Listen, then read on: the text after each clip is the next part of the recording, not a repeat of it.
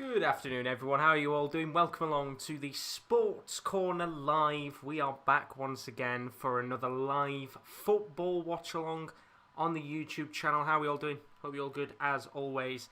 This is the first football watch-along that we've done of the year. So to those of you that are big football fans and, of course, come to our channel for the football streams, we all hope on the Sports Corner that you had a fantastic Christmas and a fantastic New Year.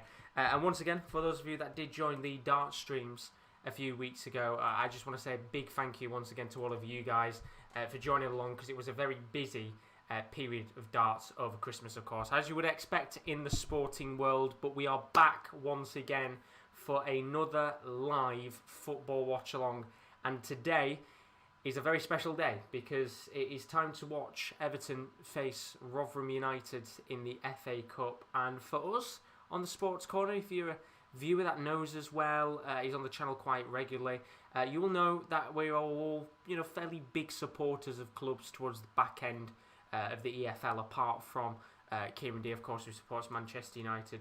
So what better way to do is by having a nice FA Cup weekend of action, doing watch-along streams of our favourite clubs. So it's a busy weekend of FA Cup action. We've got a stream now, which of course is this Rotherham Everton game, which I'm very looking forward to. Very nervous, I'm going to say. I am a Rotherham United fan, not an Everton fan, as you can probably tell by my voice. I'm very, very nervous for this game. So we've got that game coming up. And then a little bit later on today, straight after this stream, probably around about, I think, about 10 to 3, Rolling's going to be live. Oldham taking on Bournemouth in the FA Cup third round. So you'll be able to stick with us guys on the channel for the FA Cup third round games for our respective clubs. So we've got me covering my club, Rotherham United, taking on Everton. We have got Rowan, who's covering Oldham against Bournemouth. And then less said about Hull City. Their campaign ended quite a while ago, which is a real shame for them. But our campaign might end today, depending on what happens in this game between Everton and Rotherham United. I hope you're all good. Do tell me in the chat, are you an Everton supporter or are you a fellow Millers fan? It'd be lovely to see if there's a few Millers fans in the stream today.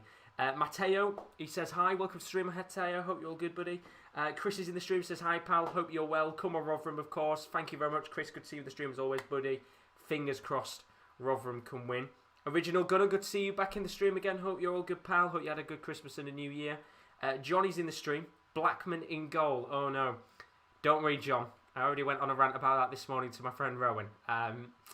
Would have much rather preferred Victor Hansen in goal. But you never know. On the biggest stage, some players do like to turn up. Maybe Jamal Blackman turns up in what will certainly be his biggest game in quite some time. Of course, former Chelsea man as well. Original Gunners put, imagine Rotherham win the FA Cup. I'm an Arsenal fan, but I'll root for Rotherham.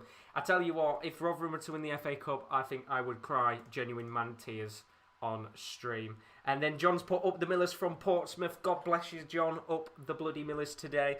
Now, this game does kick off in about 4 minutes' time. So what we will do, of course, is we'll go through the lineups of the teams in just a moment's time. But I just want to say once again, if you're new to the stream, as always, don't forget to leave a like and a subscription as we push towards 1,600 subscribers on this channel. And also, once again, just a big thank you to all of you which turned up for the World Darts Championship streams. We couldn't believe the amount of support we had for them. I think we had, over 30,000 viewers for that original stream for the final. So big thank you to all of you once again, and hopefully if there's a few of you Dart streamers who were here for that stream a few days ago, then do tell us in the chat. Elliot is in the stream. I think 1-0 Millers. Good to see you, Elliot. I can see you are a Millers fan. Come on, you fucking Reds. Why don't we have a look at the lineups in a second? Because before we start, this is either going to go very well or very bad. If things go bad, we do have the rest of the bottle of pink gin that we had for the World Darts Championship. We'll apply through the rest of that. If it goes good, then we've got lemonade, we've got Pepsi. We're drinking good if Rotherham win. But without further ado, let's go and have a look at the lineups as the players are about to come out onto the pitch for this game, starting off with the home side, which is Everton, of course, at Goodison Park today. Olsen is in goal in a 4-3-3 formation. Digne, Keane, Godfrey and Seamus Coleman make up the back four. A midfield three of Andre Gomez, Tom Davies and, of all people, James Rodriguez. Who'd have thought he'd ever played against Rotherham? Absolutely bonkers, isn't it? And then up top, it is a much changed front three. It will be. He's on the, I think, on the right-hand side. Sorry, left-hand side even. Gordon is on the right. And then up top is Cenk Tosun, of course. It was already confirmed to be playing yesterday by Carlo Ancelotti. So hopefully, we should have a good game on our hands because this is the Rotherham United side. 5-4-1 today for the mighty Millers. Jamal Blackman is in goal. Back five, Ben Wiles at left back, Wes Harding at right back with the three centre-backs of Michael Hiekwe, Richard Wood and Angus MacDonald. We've got a midfield four that consists of Barlaser on the left, Sunday on the right with Lindsay and Crook in the middle. And then, of course, Smith is up top today. And then in terms of the substitutes bench, for those of you that are wondering who could come on and make a difference in this game, on the left-hand side, you've got the likes of Gylfi Sigurdsson, Abdoulaye Doucouré, Bernard, that could come on at any point in this match and make a difference. And then the right-hand side, a couple of players for Rotherham that could come on. Kyle Vassell, of course, last year scored an absolute belter of a goal in the FA Cup. I remember crying my eyes out watching that in the New York Stadium to then lose to Hull.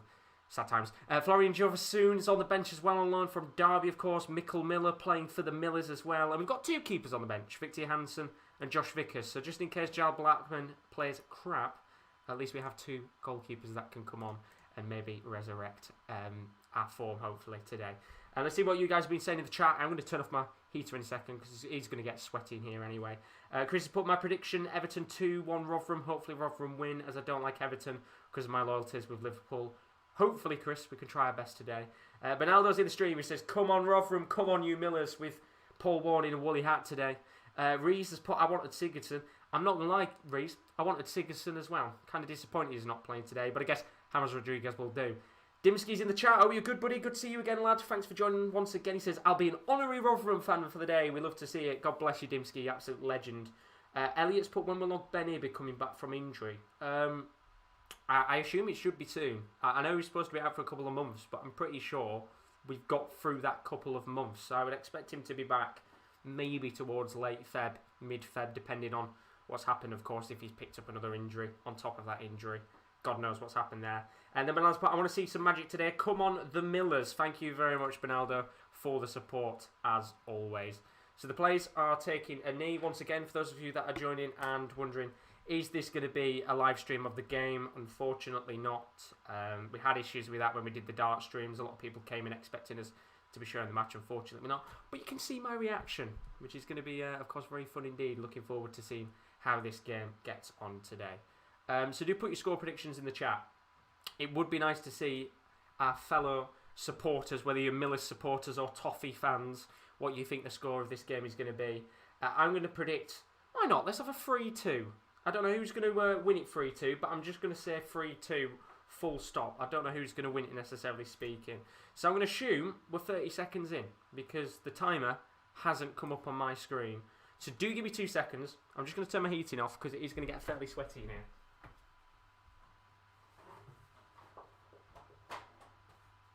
And I might have just completely blown your eyes off there with the lighting. Usually I have my lighting on for the green screen in the background, but of course it is fairly bright today. But we are underway in this game.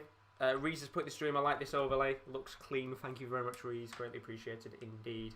And then Peter's put, can Curtis score and tilt the win Rotherham way? How are we doing, Peter? Long time no see. Oh, if he can score today and maybe tilt those Everton fans, it would be very lovely indeed. But I'm not going to be subjective today. I am not going to be biased. So if you are an Everton fan, don't worry.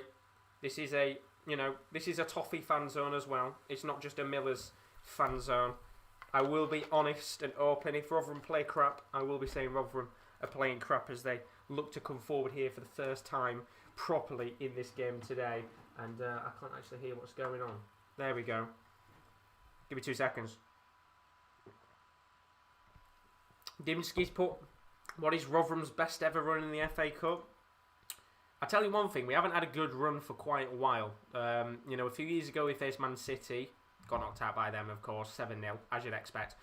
We lost to Hull City last year, 3-2, in one of the greatest ever FA Cup goals I've witnessed in my life, as there's a chance here for Gordon to come forward. He's at the edge of the box, he's danced around 3 defenders, takes on the shot, slight deflection, Comes back to Gordon again, but it's straight into the hands of Jamal Blackman. And I tell you one thing, if we're going to play like this, then I have got major itty shars for the entirety of this game. But really good run there from Anthony Gordon on that left-hand side. Just takes it round 3 or 4 defenders there who were just standing on the spot.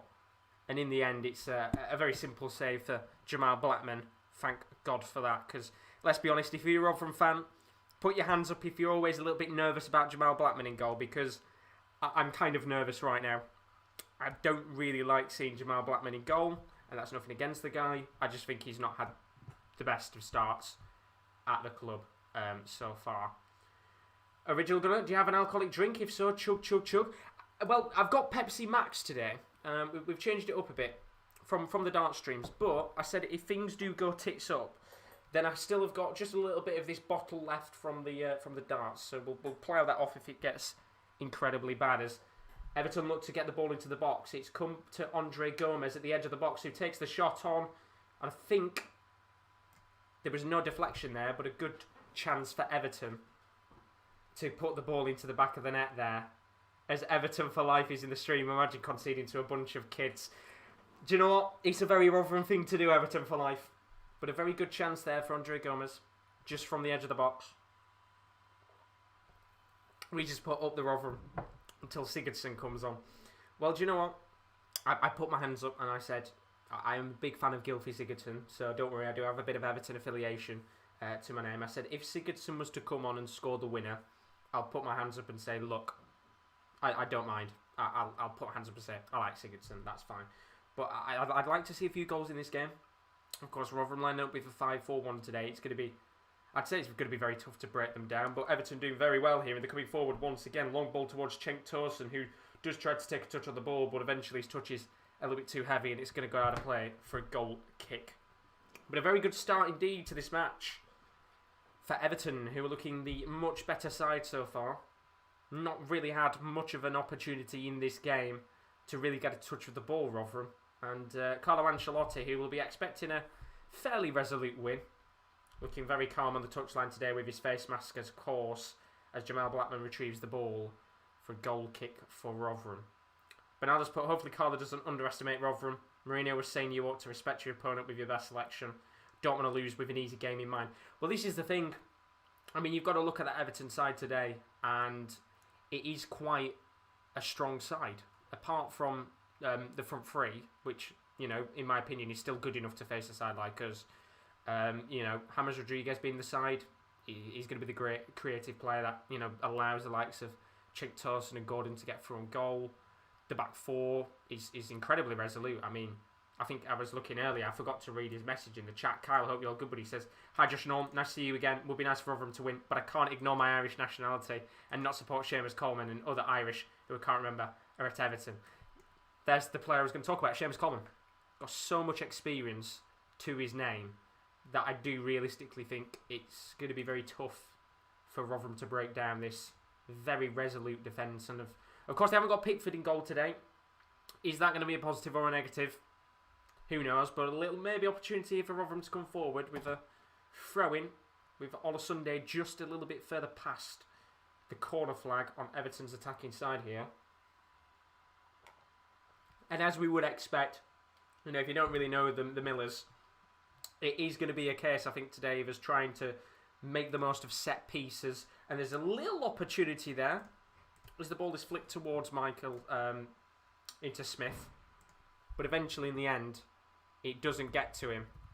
And it's straight into the hands of the goalkeeper. Very good chance there. But as I said before, you know, I would expect Rotherham today to come out there and, you know, play with set pieces, make the most of their opportunities. I think a lot of the goals, if you're a Millers fan, of course, you know, over the last couple of weeks, we've had a lot of crosses going into the box towards the likes of Michael Smith, you know, the target man player, get it into his head it down low. Simple, typical goals, isn't it, for a target man? That's what we've had over the last couple of weeks. On the very few games that we've played. If you're not aware, Rotherham have had a bit of a coronavirus outbreak in the last, just before the Christmas break, so we didn't play 2 games at that Christmas point. One of those games actually being against Derby. And then, of course, our game against Cardiff was also called off last week because of the snow. So Rotherham haven't had as many games in the winter period, so you would expect Rotherham to certainly have the fitness levels from the training. Although against a Premier League side, it's always going to be tough, as Everton for Life says, glory, glory, Everton. Well, who knows? Everton for Life. What do you think? Maybe Everton to win the FA Cup, depending on how they go. I do think they've got a very strong team. Original got us saying Rotherham will win the Premier League before Everton. Calling it now. Well, I tell you what, if we get to the Premier League before I pass away, then God bless. Honestly, love it. Rotherham's greatest ever player. Tony Towner was an incredible player, as John's put in the chat. Best ever player. Can agree with you. There's a chance here for Cenk Tosun to come through. He's chipped the keeper and it's in. It's 1-0 to Everton. Jamal Blackman has come running out of his goal. And that is a very welcome goal there for Cenk Tosun, who doesn't really tend to score many goals. And it is what? We're 8 minutes into the game and Everton are 1-0 up in this game. And it was once again, Jamal Blackman, he comes out of his goal there, and just seeing the goal now while I try and find where I've actually put the... there we go. So, it was Gordon, laid the ball into Cenk Tosun, who was able to just chip the ball over the keeper. Jamal Blackman coming out of his goal there, doesn't seem to like staying in his goal, and in the end it's a very good chip from Cenk Tosun, who puts Everton into the lead, and after 8 minutes, Rotherham United are under the cosh. I've said it for the first time. But I've got to say there, it's good to see Cenk Tosun get on the score sheet if you're an Everton fan, because it's not something we really tend to see much from Cenk Tosun. But very unfortunate there, 1-0 to Everton. I think the important thing here for Rotherham is that they try and make sure that this doesn't get a very scruffy game, because it could quite easily turn into a very, very scruffy match indeed, depending on what happens here. We're only 10 minutes in, and there's been 3 or 4 very good opportunities so far in this match for Everton to come forward, and they could have easily had a 1 or 2-0 lead in this first 10 minutes. And well, they've got the 1-0 lead now, and that's all that matters. But to come back to your question, Dimsky, this isn't the greatest player in terms of how he played. He wasn't even with us for long, but in my opinion, one of the greatest players we had in terms of stature, Vadis Adija Afoa. We had him on loan when we were in the Championship a couple of years ago for a month from Norwich. It was a 1-month loan deal from Norwich, and he didn't really play amazing for us, but in terms of the player, not the quality and not what he brought to the club, but in terms of the actual stature of the player, was one of the most happiest deals I had of my life, because I was like, we've got a month of an actual decent midfielder. Richard Tuel, I really liked him as well. Just a shame he went off to Salford. I thought he was a very good player, but there's some good players, but for me, I think over the last couple of years, I think Vadis Adija was one of my favourite deals, just because it was just 1 month of this man. John says, get another bottle of gin. I'd have to go down at half time to Tesco and quickly run. I mean, this isn't going to be enough, is it? It's literally got less than a quarter of a bottle. But we'll open it if he gets to 3-0. But a little chance here for Rotherham to come forward. Ben Godfrey and Olsen there. Just a little bit of maybe miscommunication there. And Olsen has to come out of his goal and just strap up the ball into his hands. And, well, Rotherham, they're not going to have many opportunities in this game, if we're being honest with you. So they've got to make the most of them when they come, as Everton look to come forward here. It's James Rodriguez flicking a long ball all the way up to Anthony Gordon on the left wing. And I'm very worried right now, because this defence, considering we're playing 5 at the back, is incredibly wide open right now. Very, very wide open. And the more that players like Tosun and Gordon and Iwobi are given opportunities to break down this 5 at the back defence, you could see it getting a little bit scrappy as Everton get a free kick in their own half. I think it was a foul there. Matt Crooks, one of our better players at the club, of course. Kyle putting, I think Coleman is still one of the best right backs in the league. Yes, I'm Irish, so yes, I'm biased. Most people shut him down, call him crap, too old, and don't give him any credit. I think the thing with Coleman He's one of the most consistent right backs in terms of being able to play in the Premier League for that long. To always be not necessarily a main staple of the club, but to be playing at his age consistently for Everton, whether that be in cup matches or in the Premier League, is a credit to himself. Because I think we've seen in the past a lot of older fullbacks tend to slowly slip away from clubs. I think you look at most clubs now, they have very young fullbacks. As Everton look to come forward here, James Rodriguez trying to get round the Rotherham defence, and he can't this time. Richard Wood, the best defender on the planet, stops James Rodriguez. And it comes back to the point I was saying earlier. If you'd have said to somebody in 2014, when James Rodriguez had the World Cup of his life, that James Rodriguez will be playing against the mighty Millers, I think I would have slapped you around the head and said, don't be silly. But it's happening. And it's a very good, valuable lesson here for some Rotherham players. We've had a fair few FA Cup clashes, or even Carabao Cup clashes in the last few years, where, we've had some big teams. Manchester City a few years ago was a very big occasion for us, where we lost, 7-0, but that was a good testament to the gulfing class between the two clubs. And even now, Everton, this is a very different side. Under Carlo Ancelotti, which is no doubt one of the best managers that Rotherham will have played against. This is a Champions League, Club World Cup. He's won everything. Serie A's, Ligue 1's, La Ligas. He's won, all these trophies that many of us dream of. And the Rotherham players are playing against his side today. Of course, Everton currently sat 7th in the Premier League. How are we doing, John Kenny? Welcome to the stream. How are you all good, buddy? Thank you very much for joining us today.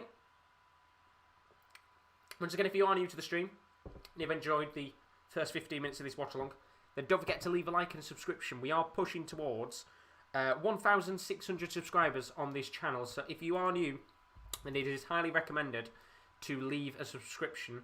We've got some more FA Cup watch-alongs coming on a little bit later today. It is a weekend of FA Cup action, and it's a very busy weekend overall. But we've not just got FA Cup football today. We've also got the NFL playoffs, which I'll talk about a little bit later on today. But straight after this stream, in fact, it'll be about an hour after, 10 to 3, Rowan will be live on the channel covering Oldham, who are taking on Bournemouth in the FA Cup. Oldham, of course, being the side that Rowan supports. Bournemouth, they are facing up against. So that is on at 10 to 3. But as for now, if you're a Rotherham fan, we're currently 1-0 down to Cenk Tosun. It's going to be a very, very tough one. Man with no name saying, hi, I don't like football, but I'm just dropping by to give a bit of support and give a like. Man with no name, you're absolute legend. God bless you. Thanks for joining the Dart streams once again, buddy. Greatly, greatly appreciated. Indeed. Original gonna say, chug the whole Pepsi Max for Rotherham. I would, but about 10 or 15 minutes before, I had a bacon and sausage sandwich. So if I do that, I feel like I don't want to really vomit on the stream. I don't think that's the content that you've come for. And then Kaz put, were Rotherham ever in the Premier League? Unfortunately not, but we've got a good chance to come forward here. Lindsay, trying to get at the Everton defence, but some good defending there from Ben Godfrey. And eventually, Everton do get the ball back. Dimsky, you need a lively screen behind you. Any thoughts? Well, what I've got on right now... Where is it? Webcam. Let me turn it off. It's just a little filter that I've got on. So, in fact, it's just a green screen. I could get something in the background. Or I could just turn it off and have it like that. Whatever's best, to be fair, right now. The man with no name asking, when are you doing darts again? I might be doing the darts for the Ladbroke Masters at the end of the month. With the Premier League being delayed a bit, as Everton look to come forward here, Digne trying to flick a ball into the box, but some good defending at the back from Ola Sunday. He's going to be able to clear it away. But I think I might be doing the Ladbroke Masters. With the Premier League of Darts being delayed, I think I might do the weekend of the Masters. So that is on the 29th, I think. So if I do, then we should have some more darts in about 3 weeks' time. So do keep your eyes out. I will announce it, of course, a little bit closer, depending on what's happening, because it is a busy time on this channel. But now let's put, I'm hyped for tomorrow. Can't wait to play Marine. Happy to have them as my opponent. got my virtual ticket and a chance to be manager for the day. That's awesome, man. Of course, Marine, I've seen what they've been doing for their FA Cup clash. Should be a very good game indeed, actually. I was very tempted to cover that tomorrow live. I might do it. We'll have to find out. And then Ben I'll play 180. You'll have those sounds back again in a few weeks. Premier League is delayed. Why aren't I surprised? Yeah, they've delayed it so they can have fans in the stadiums, hopefully, which I doubt is going to happen, but it's delayed for now. But Everton looking to come forward here. 17 minutes on the clock, still 1-0 to Everton. Not really seen much of Rotherham so far in this game. In fact, there hasn't really been an opportunity for Rotherham to even get forward so far in this match. It's been a very, very quiet game so far. And I don't really think this tactic is working, if I'm being honest with you, as Andre Gomez looks to drive down the left-hand side and feed a ball towards Gordon. But his pass there is deflected by Matt Crooks, and it's going to go out for a throw-in just past the halfway line in the attacking half of play there for Everton. For those of you that are wondering as well, with the scores of the other FA Cup matches that are going on at 12 o'clock, as it currently stands, Nottingham Forest are 1-0 up against Cardiff City. Lal Taylor scoring in the 3rd minute. And then as Dimsky's put in the chat, my team Norwich, they are 2-0 up indeed as it currently stands. Kenny McLean and Jordan Hugill with 2 goals in 2 minutes against Coventry. So a very good start there in an all-championship affair. As for the other matches, Boreham Wood 0-0 against Millwall. Luton Town still 0-0 against Reading. And Chorley a 0-0 against Derby County's under-2s. Of course, Derby County's main team is out because of COVID. So it is the under-18s. Not the under-2s, the under-18s that are facing off against Chorley today. So a very different team for them. Mammy No Names, but hope 2021 won't be like 2020. Hopefully, we can get fans back into the stadium again. It would be nice. But I'm looking at maybe trying to get a darts podcast going. It's something I might have a look into. I think it'd be nice to get a darts podcast going on the channel. Like one every few weeks or something like that. But I'm going to look into that in the future. But we've got a free kick here for Rotherham. At the halfway line, it's going to be lobbed into the box here, as you would expect. So lobbed into the box. I'm going to try and get it towards the Ikwe.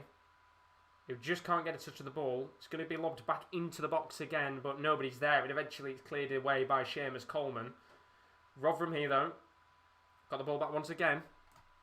Could be a good little chance here as Lindsay is going to play the ball to Ola Sunday, who lofts it long.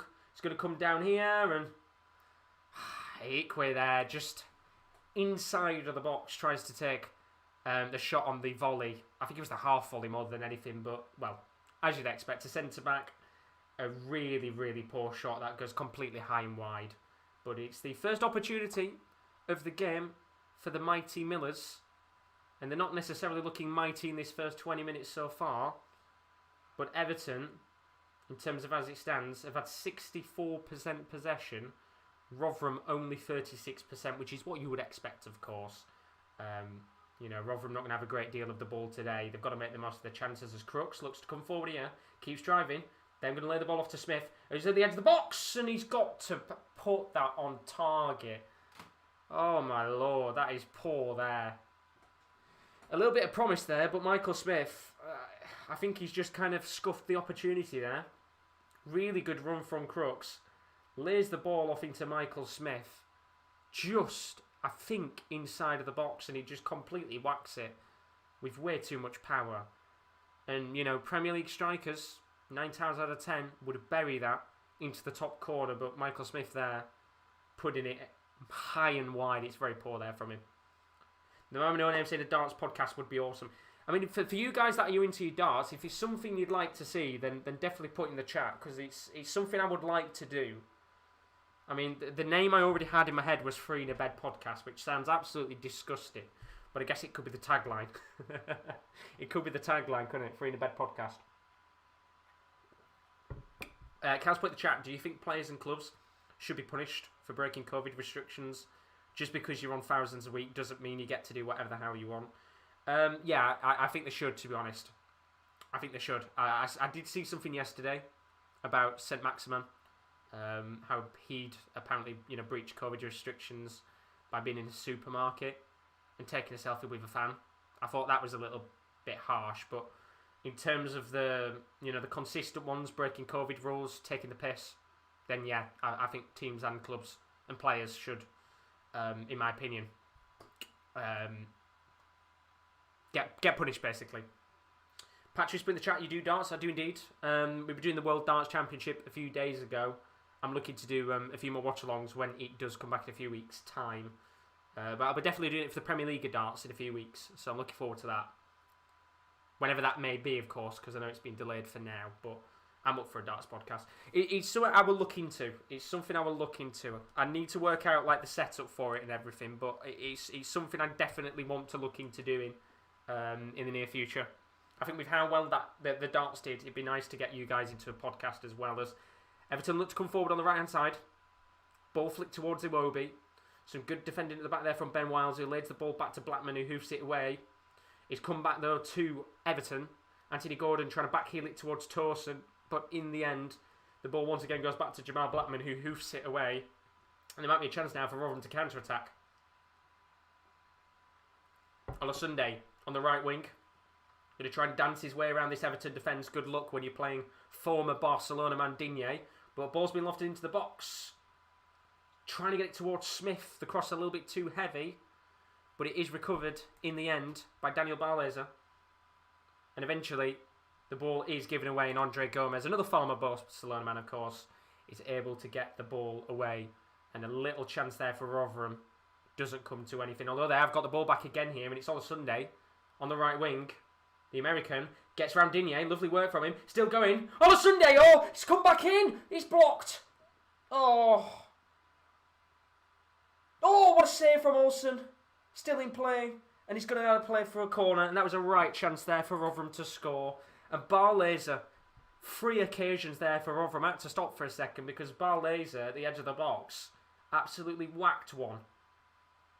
2 really, really good opportunities there. And Barlaser, just outside of the box, whacks one. Good save from Olsen. And Rotherham are going to have a corner here. That was a really, really good opportunity in this game for the Millers to make it 1-1. And that will be a bit of confidence for the fans here. So Daniel Barlaser going to whip this corner in. Going to lay it down low. It's going to come to the edge of the box here. Not necessarily where they wanted it to go, but it's still with Rotherham. Lindsay going to flick the ball into the box. And eventually it won't come to anything. Rotherham will get a throw-in a very decent position. And a bit more pressure here on Everton for the first time in this match. But now the point, come on Rotherham, get in. Come on lads. Be nice to get something in this game. Once again, there's a lot of you leaving likes. Big thank you to you all for leaving likes. If you have enjoyed the watch along and you're new, then don't forget to leave a like and a subscription on the channel. It is greatly appreciated indeed. So, throw going to be taken here. Going to be taken short. Lindsay lobs it into the box. Good header away from Andre Gomez.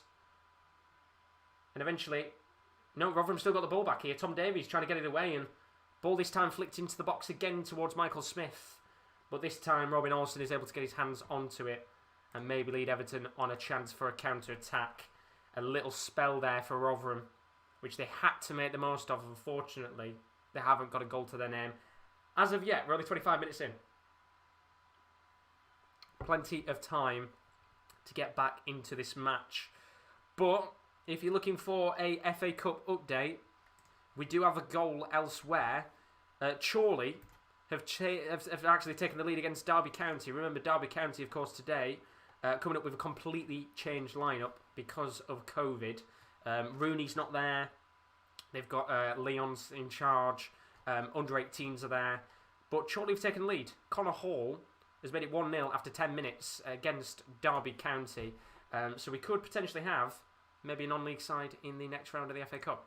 Who knows? But good start there for Chorley, 1-0 as it currently stands in that match against Derby County. Still 1-0 though to Everton. Cenk Tosun with a goal in this game. And it definitely is opening up a little bit here. I think Rotherham just having a little bit of a better spell on the ball, which is good to see. And I think if we'd have took that first 10 minutes, you would have probably looked and thought to yourself, do you know what? We're in real bloody bother here. But we're doing alright right now. As Everton just having a few mistakes at the back, and Rotherham are going to get a very cheap corner here. Bit of dogged defending at the back and confusion there from Coleman and Ben Godfrey. And they've given away a very cheap corner, which, as we said before, Rotherham United do like to make the most of their set pieces. So a big opportunity here for the Millers to capitalise on an Everton mistake. They've got some big plays in the box. They've got Crooks, 6'2". They've got Michael Smith as well. Not the darts player, the man with no name. They've got some decent players as well. McDonald, Wood, Equay, all decently tall players. So let's find out what happens here. Ball's going to be lobbed into the box. A lot of plays at the near post, but it's going to come in there, and eventually it's headed away by Seamus Coleman for another corner. So another chance here for Rotherham United in this game. And once again, a lot of plays at the near post at the left-hand side. I assume this is going to be an in-swinging ball here. And it is an in-swinging ball. And it's hit the bar. Oh, and Crooks, one of the players I just said there a moment ago, hits the bar with his header. It was an in-swinging ball. And it actually didn't hit the bar. It just went over. And I think it hit the top of the net in there. Of course, it's very, very sunny right now at Goodison Park. And it looked like for a second it had hit the bar, but just hit the top of the side net in there. Very unlucky for Crooks, and a good chance there for the Mighty Millers to maybe get a goal back to their name in this match. I think Paul Warren will be much happier with the last 5 or 10 minutes he's seen from his side here. Very good start to this game indeed from both sides. Still 2-0 to Norwich City against Coventry. Forest still 1-0 up against Cardiff City. Boreham Wood 0, Millwall 0, Luton 0, Reading 0 are the other scores in the FA Cup fixtures right now. But Rotherham looking to come forward here again. Ball swung towards Olasunde on the right wing. It's not going to come to him. And another little mishap at the back here from Everton's defence. They're looking a little bit shaky right now. Got to say, there's been a few opportunities in this game where the likes of Godfrey and Keane and Coleman have just had a few miscommunications. And in terms of chances in this match, there's been 4 attempts for Everton, 1 on target, which of course was the goal. Rotherham United have had 6 attempts, 2 on target. Of course, one of those being from Olasunde, and the other one being from Barlaser from the outside of the box.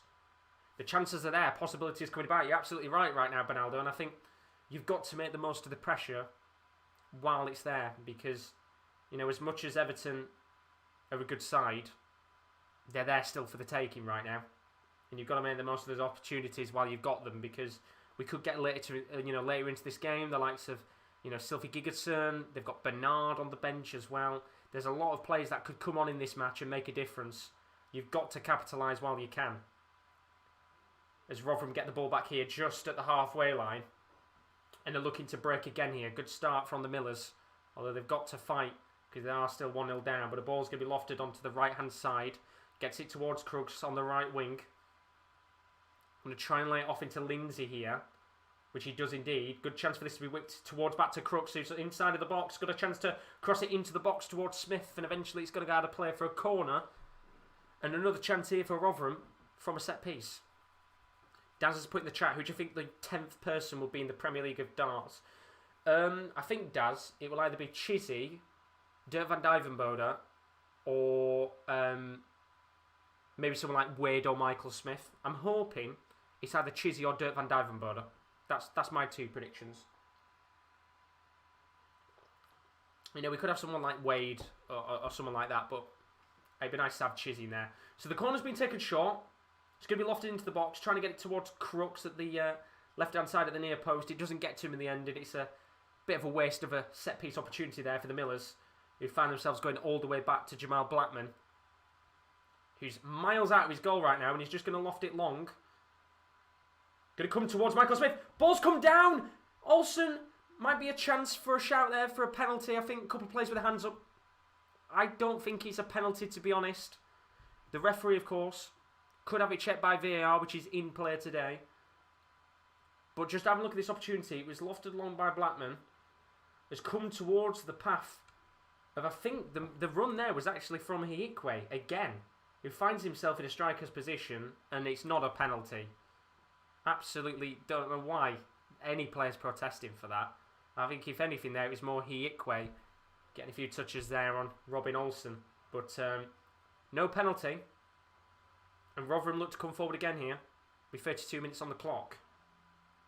McDonald lays the ball off to Harding, who's on the left-hand side of the pitch right now.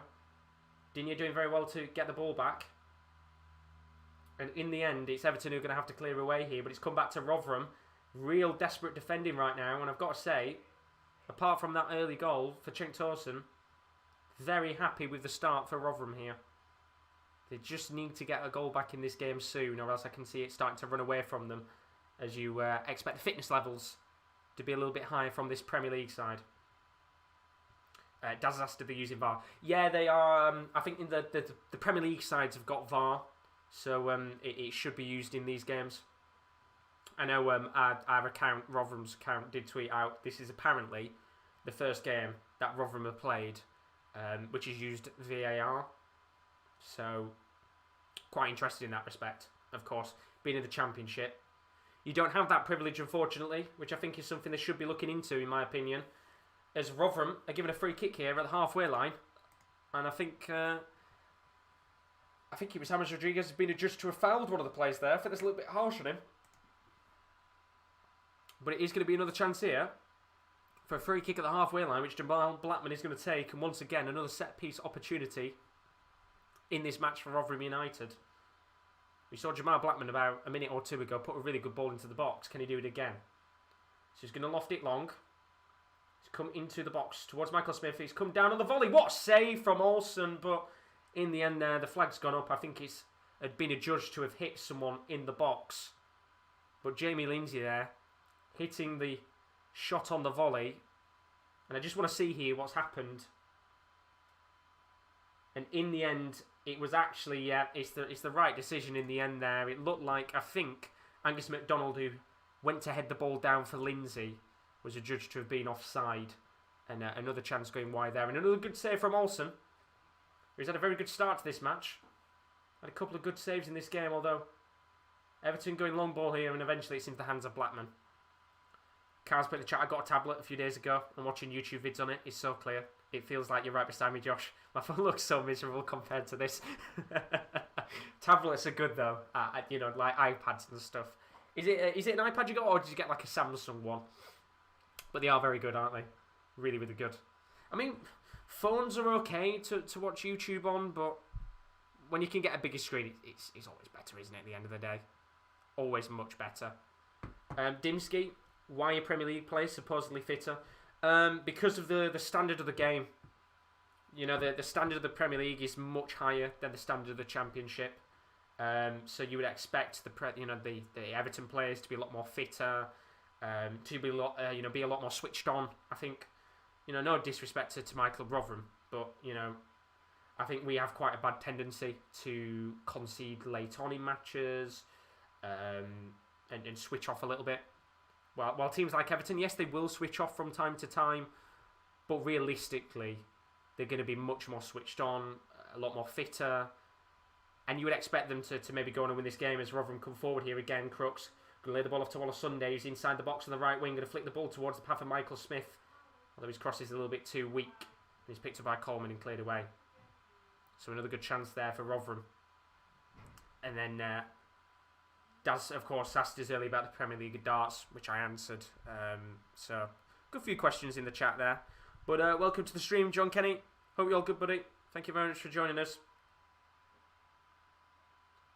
Do tell us in the chat, are you a Millers fan? Or are you a Toffees fan? It would be nice to see what team you do support. But we've had 2 goals elsewhere. Boreham Wood are now 1-0 down to Millwall. Kenneth Zohore, the former Cardiff City man, has put Millwall 1-0 up against Boreham Wood. And Luton Town are currently leading against Reading. George Moncur has just scored a few minutes ago for Luton Town in an all-championship affair. So as the scores currently stand, for those of you wondering with the other games, Everton, of course, 1-0 up against the Millers.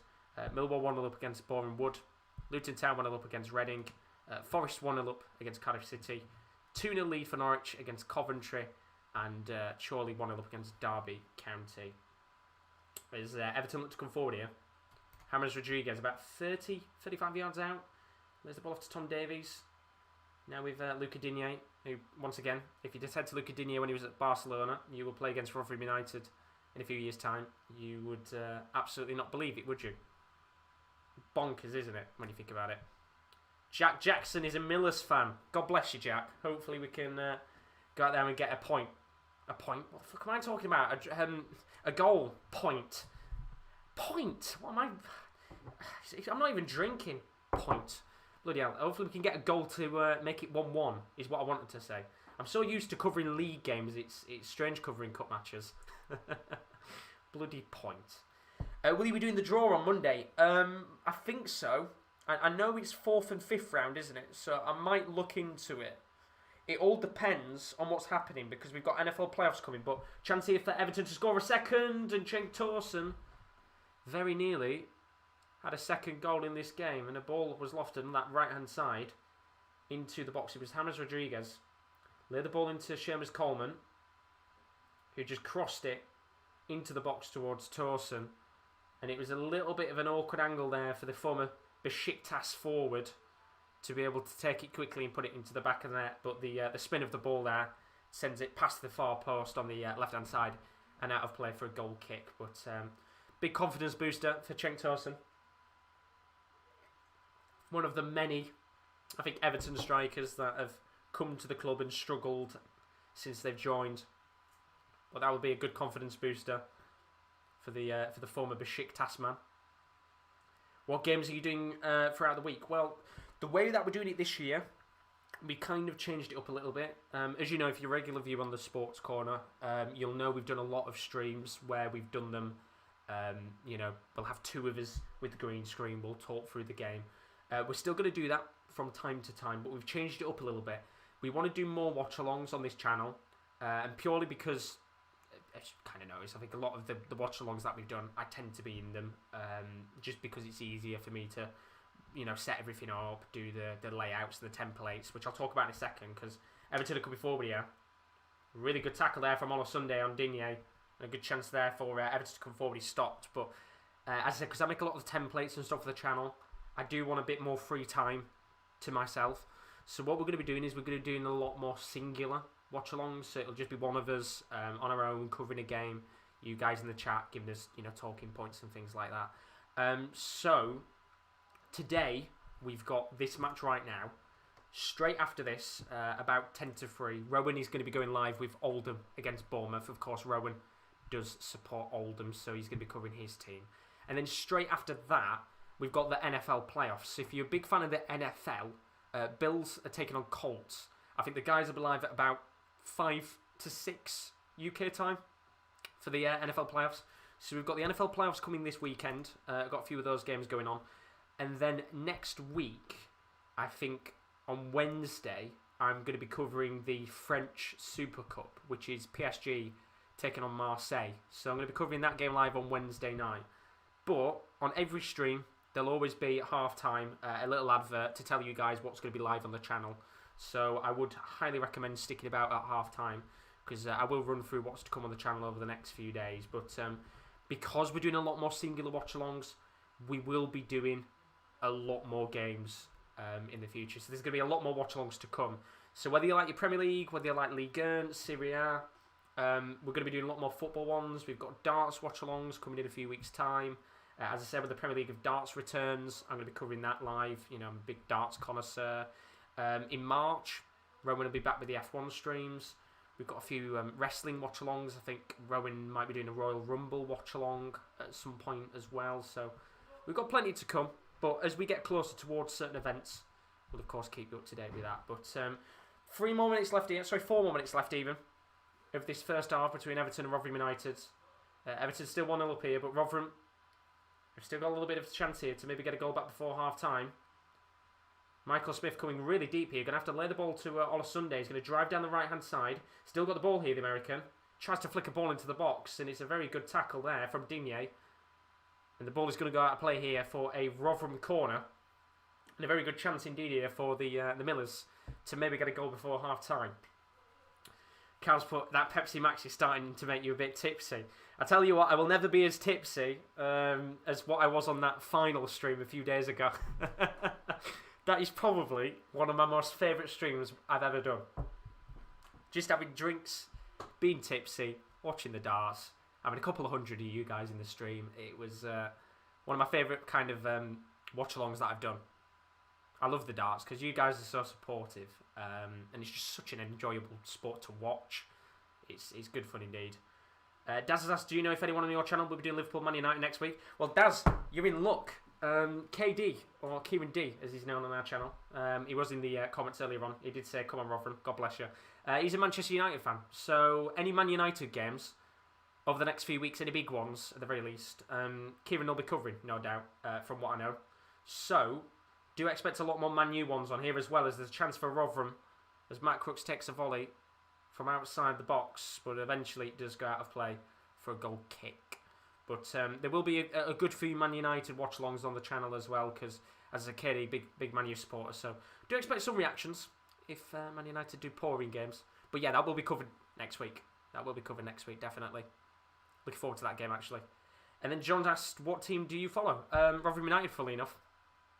Which is, it's kind of fitting, isn't it? The first football watch-along we've done in 2021 is Rotherham United. It's a nice way to start, isn't it? But we've got a minute and a half left here. It looks like Everton at half-time are going to be going in with a 1-0 lead. And I have to say, I'll talk about it a little bit more at half-time. I do kind of think maybe Carlo Ancelotti won't be as happy with this first half as maybe some Everton fans might think. I think they got that nice early goal in the game. Had a good 10-minute spell at the very start where it looked like they could have easily got 2 or 3.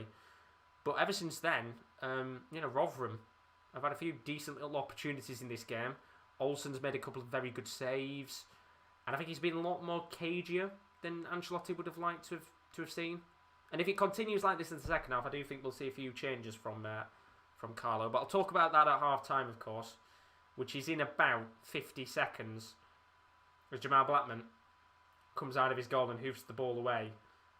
As Rotherham look to go into half-time, 1-0 down, although there's a chance here maybe for a late free kick for Everton just at the halfway line. Tom Davies, the player to have been adjudged to have been fouled, who's gone down here, which is the right decision in the end. I think slight butt of heads there between Crooks and Davies, and eventually Tom does get back up onto his feet. And this might be the last kick of the game. Daz has asked, do you think you will do the UK Open darts?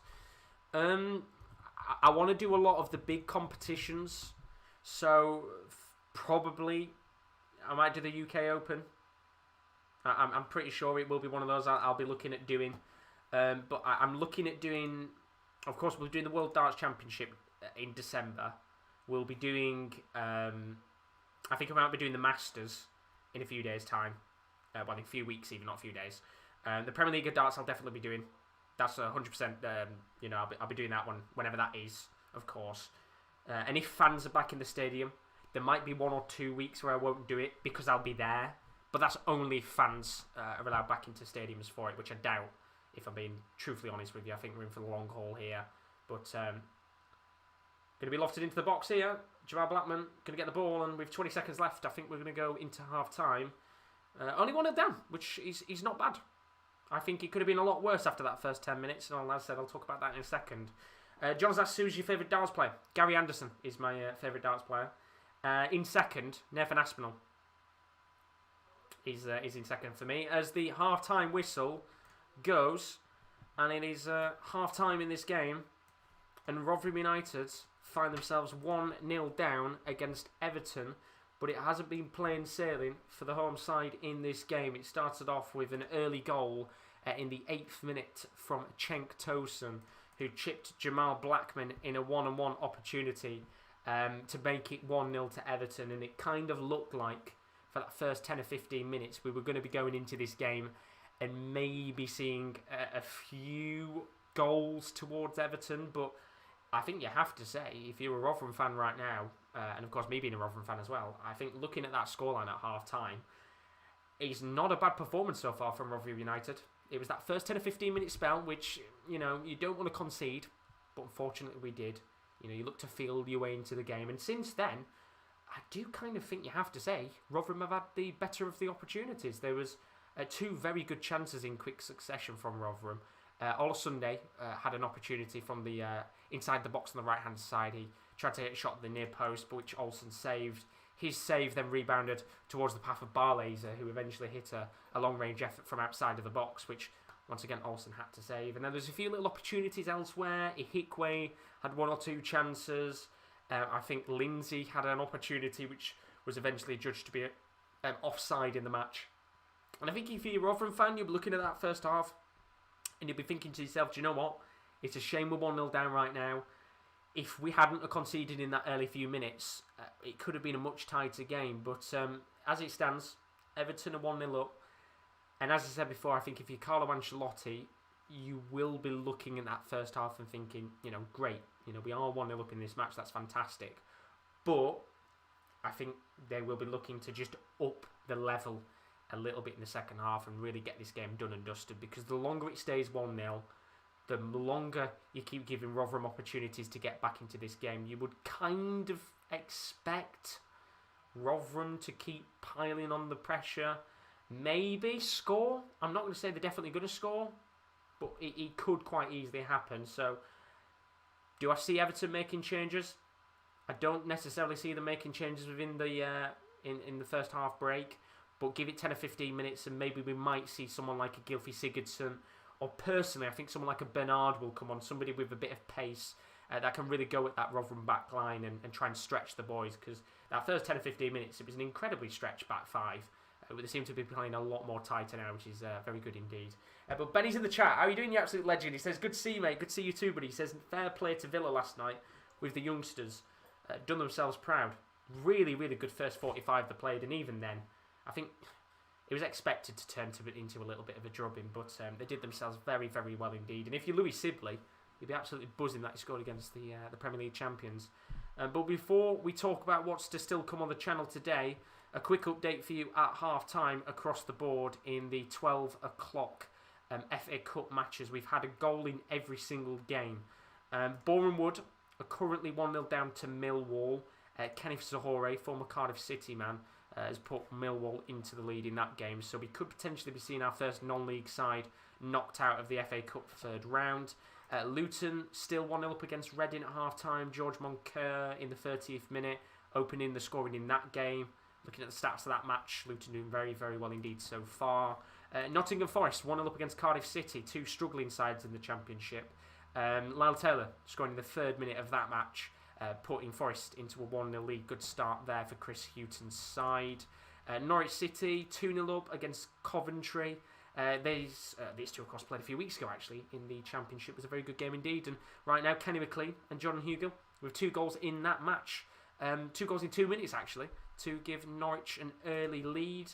And then Chorley, that game kicked off at 12:15. A 1-0 up against Derby County. That game has got 10 minutes still to go. Connor Hall with a 1-0 lead there. Of course, Derby County today are playing with the under-18s because of a COVID outbreak in the Derby squad. So they are the half-time scores as it currently stands in the FA Cup games. Still to come today, if you're wondering what matches are to come, the 3 o'clock kickoffs. Blackburn Rovers taking on Doncaster. Blackpool against West Brom. Wycombe taking on Preston. QPR v Fulham, that's a London derby, of course. Stevenage up against Swansea. Burnley taking on MK Dons. Bristol Rovers, Sheffield United. Stoke taking on Leicester. That should be a fairly good game. Exeter are taking on Sheffield Wednesday. And then later on tonight, 5:30, Arsenal taking on Newcastle. 6 o'clock, Brentford are taking on Middlesbrough. And Huddersfield are taking on Plymouth. And then the late game tonight at 8 o'clock, it is the Odion Igalo derby. Man United facing Watford. So they're all the games that are coming up in the FA Cup today. And you might have noticed I have missed one game out. The reason why is because we've still got another game to come on this FA Cup weekend of watchalongs. Do keep your eyes out because straight after me at 10 to 3, Rowan will be live on the channel with an FA Cup watchalong of Oldham, his club, taking on Bournemouth. Then straight after that, it's an action-packed day. Kevin and Will be live with the NFL playoffs, Bills versus Colts in the wild card round of the NFL playoffs. And then tomorrow night they'll be live once again with Titans taking on Ravens from 5:55. So if you like your NFL action, then keep your eyes out for that. On Wednesday, I'll be covering the French Super Cup live, 10 to 8. PSG taking on Marseille for the French Super Cup. And then, of course, if you're a darts fan, still to be announced when these games are going to take place. But the Premier League of Darts will be coming back in a few weeks' time. Hopefully it'll be soon. I'll be covering the darts once again after the incredible support that you guys gave over the last few weeks of the World Darts Championship. So do keep your eyes out for that. We've got plenty of content to still come onto the channel over the next few weeks if you like your sports. So once again, if you are new or you're watching this on the replay, don't forget to leave a like and a subscription. We've got so much content to come in 2021. You're going to get absolutely sick of us by the end of the year. I just want to say as well, we had a few more subscribers today. Whoever you are, big thank you. God bless your soul for leaving a sub on the channel. So let's take a moment to quickly talk about the next game that is coming up today. As I said a moment ago, straight after this, well, not necessarily straight after this, it'll be about an hour after this game is finished. But at 10 to 3, Rowan will be live with Oldham taking on Bournemouth. Of course, Oldham Athletic, a side in League Two who've been doing fairly alright in the last couple of weeks, actually. Coming up against a very good in-form Bournemouth, who are looking to, of course, get back into the Premier League after their relegation last season.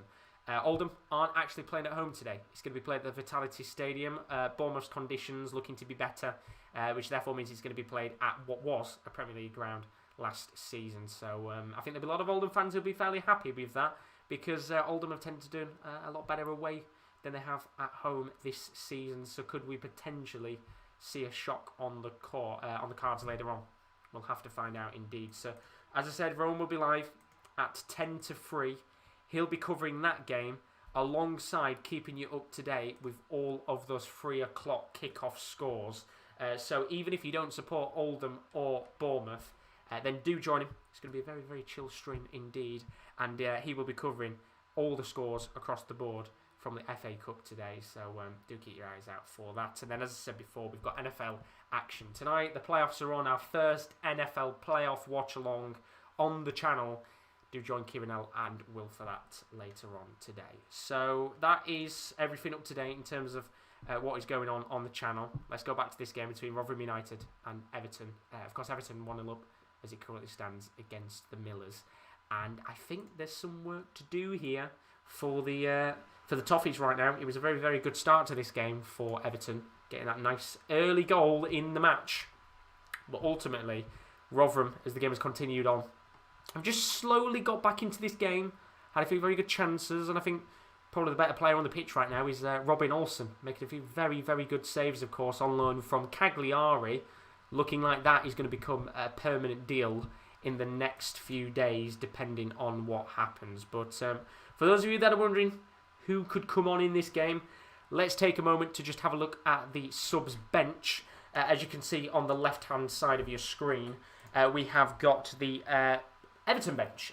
So Mason Holgate, Gylfi Sigurdsson, Yerry Mina, Abdoulaye Doucouré, Nils Nkunku, the youngster of course, Bernard, Jared Branthwaite, Jonas Lossell and Ellis Sims are the substitutes that could come on in this match. And I think when I look at that bench, I would have to say I think it's very likely we see Sigurdsson, Bernard and maybe somebody like a Doucouré or a Mina come on in this match. I mean, I would expect Bernard to come on. I think his pace will come in handy a little bit later on in this game when the Rotherham players do start to get a little bit tired. I think somebody like Gylfi Sigurdsson, if they're looking for a bit more creativity, he could come on into this game, maybe come on for someone like a Tom Davies, change the game up a little bit, bring a few more attacking opportunities alongside James Rodriguez. Or maybe it could even be a straight swap, bring James Rodriguez off and bring on Gylfi Sigurdsson, of course, rest those players up for their next Premier League match.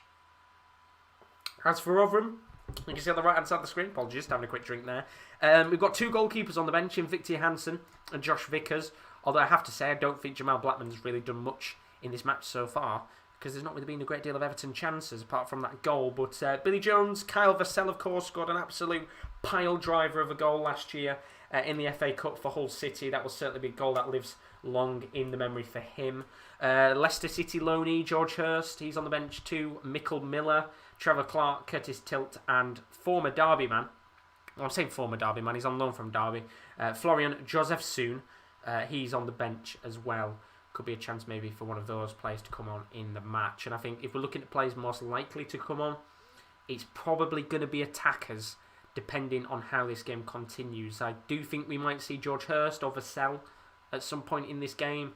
If things do get a little bit more desperate later on, maybe you bring on someone like Florian Josefsohn on the right-hand side for a little bit of extra pace if you want to push a couple of numbers forward later on into this game. It's going to be interesting to see what Paul Warne does going into the second half of the match, because they've not played too bad so far, Rotherham. But I think even then, Paul Warne will kind of hope that his side could come out and maybe get an equaliser in this match and hopefully not go 2-0 down when the players do come out onto the pitch in a moment's time. So we've got a little bit of time before we go into the second half of the game. So if you are a Rotherham fan, or if you're a Toffees fan, of course, then do put your thoughts and opinions of the game so far in the stream. I'll read every comment out as we always do on the channel. It'd be nice to see what you guys think, whether you're a Millers fan. Of course, a former Millers fan like me, it'd be interesting to see what you think of the game so far. But Daz has put in the chat, who do you think will win the FA Cup outright? I personally think one of the Manchester clubs or one of the two between Arsenal and Tottenham. I do generally think it'd be one of those sides. We tend to usually get someone like an Arsenal or a Man City or a Man United in the final.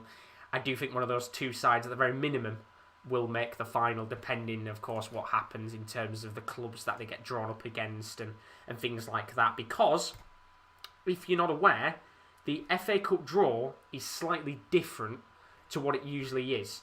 So if you're not aware about it, on Monday, the 4th and the 5th round of the FA Cup is going to be drawn together.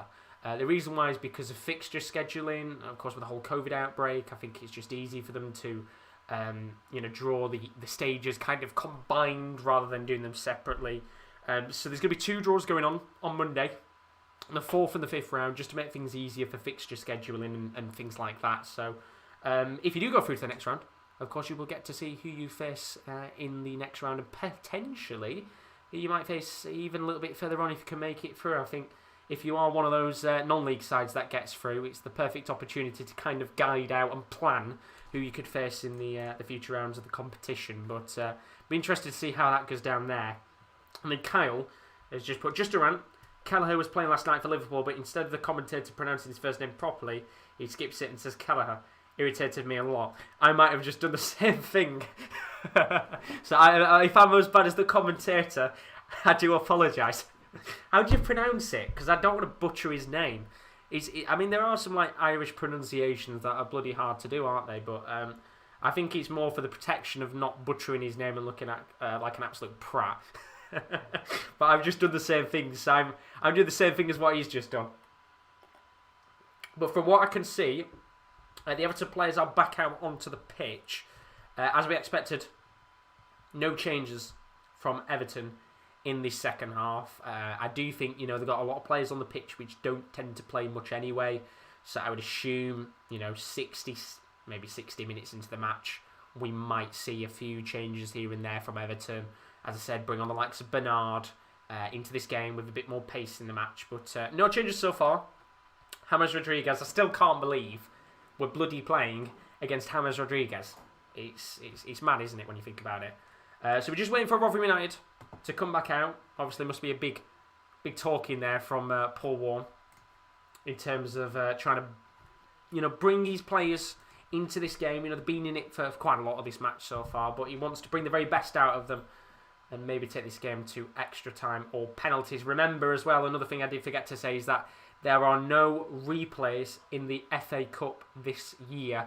So if, of course, you do have a level score, whether it be 0-0, 1-1, vice versa, at the end of the match, you will go into extra time and / or penalties, depending on what happens. So we could potentially still be on board for another 75 minutes of action, but we would need Rotherham to score one and Everton not to win the match, of course, or Rotherham to not win the match, which I'm not going to say.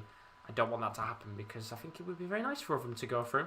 Although I think it's going to be a bit of a tough ask here, as Rotherham are just coming out, of course. They are coming the long way round. Of course, the changing rooms having to be separated from each other because of COVID. So Rotherham having a changing room on the outside sections of Goodison Park, which means they've got a bit of a longer walk in terms of getting back towards the pitch, which they are now coming back out, and we will be underway with the second half of the match in a moment. Chorley are just about to go into half-time with a 1-0 lead over Derby County, so a big result there indeed. Logasina Bambas put Rotherham to score, an FA Cup game in hand. I mean, if Rotherham could score Logasina, I would be absolutely buzzing. As a fellow Rotherham fan, there will be loud celebrations, hence why I've turned the microphone down, because I don't want you guys to have your ears butchered if Rotherham score.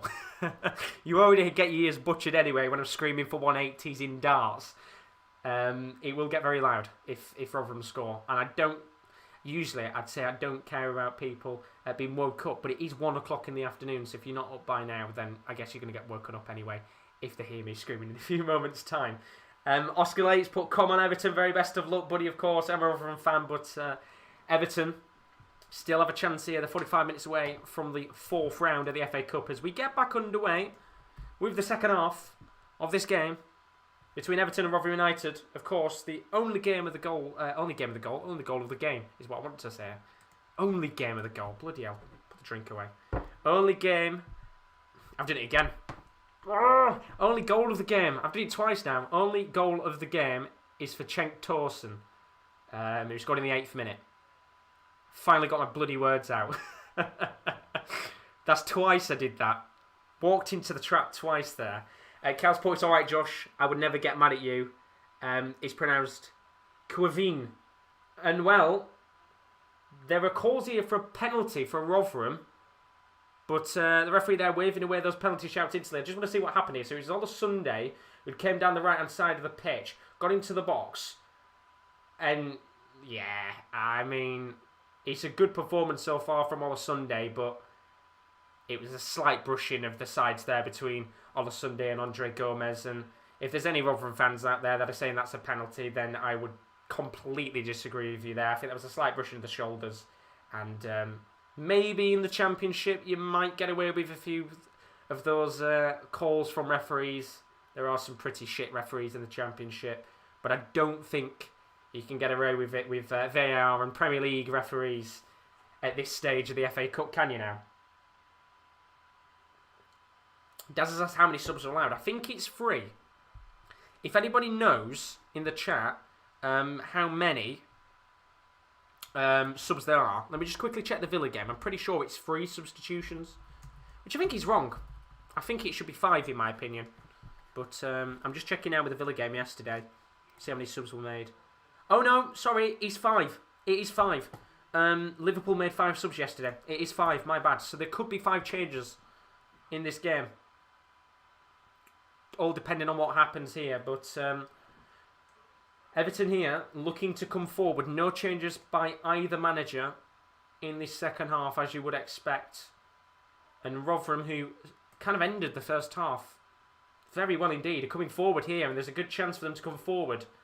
Ball currently is with Ben Wiles. Lays the ball to Matt Crooks. Back to Wiles again. He's just outside the box. Now on the right-hand side, trying to lob it into the box. Good defending from Digne.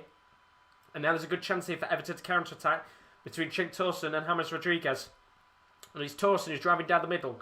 Lays the ball into Alex Iwobi, who's just outside the box on the right wing. Looks to dance around the defenders. Takes on the shots. Just inside the box, but it's just beyond the left-hand side of the near post and goes wide of the goal for a goal kick. And that's probably the first real big chance we've had from Everton, with the very few opportunities that they've really had in the game. And I think it's been kind of a little bit of a moment there of belief for Everton, that if they can get a few more opportunities early on in the second half, that they could maybe go and get a second and really kill this game off for Rotherham United. Of course, the other games are underway. I will keep you up to date with the other scores of the matches going on at 12 o'clock as well. So if you are like a Forest fan, then well worth sticking around to hear whether you're in the lead or not. But good start here for Rotherham United early on in this second half as they look to come forward here. Once again, Ben Wiles tries to flick a ball really deep to the left-hand side, and It was Crooks there who was going to have to go on a driving run, and eventually it looks to have fouled Ben Godfrey, which means there's going to be a free kick. In fact, it's actually going to be flagged for offside anyway.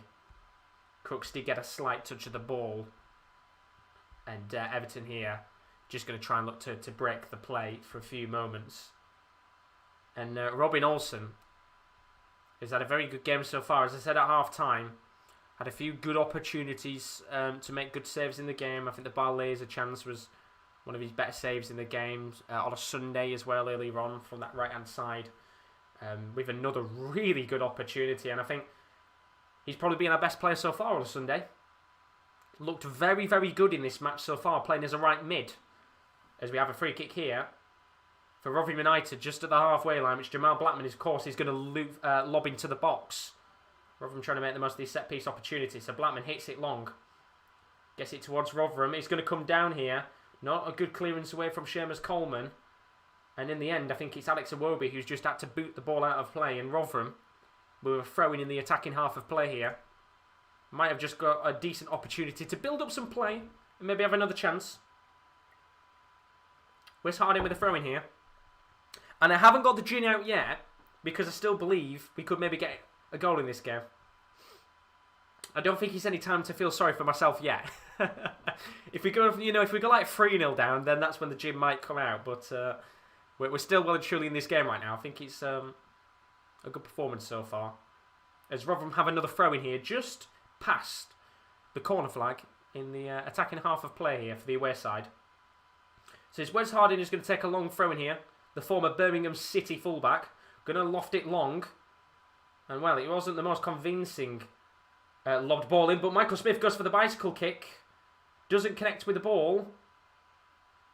And in the end, Cenk Tosun has given away a free kick for Rotherham United, this time just past the halfway line in the attacking half of play. And once again, you would assume here, Rotherham are going to hoof this long into the box towards the likes of Michael Smith. Not the darts player, for those of you that are usually in here for the darts. I'd be impressed if he was playing darts and football. So ball's lofted into the box. Tries to get it towards Michael Smith. Lindsay's got a touch. Liz tries to lay the ball towards the path of Michael Ikwe. And Cenk Tosun had a real opportunity there to try and go forward and maybe get himself a good opportunity to go one-on-one with the keeper there. But Olasunde takes him down in the end, and I think it's just a decent little tactical foul. And well, I think he just grabs his leg a little bit there, Cenk Tosun, and Everton get a free kick at the halfway line. John's put FIFA 20 said we'd equalise 1-1 and win on penalties.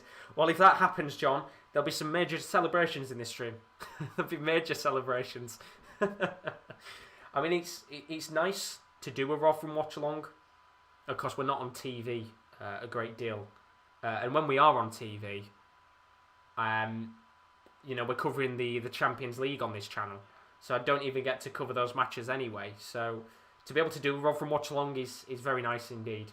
Really, really enjoyed it so far. Who's the ref, says Daz. I'm not going to lie. I have absolutely no idea who the ref is. I feel like it's Craig Poulsen who's the ref in this game, but Rotherham coming forward here. Olasunde lays the ball off to Michael Smith, tries to flick the ball towards Crooks, who's also in the box. Slight bit of nervy play at the back from Everton there, once again with Godfrey and Keane, but eventually they've got the ball away, and now there's a chance here for Everton to counter-attack. James Rodriguez lays the ball towards Andre Gomez. He tries to curl the ball to the left wing towards Anthony Gordon, but Jamal Blackman races out of his goal as he always does and clears it away.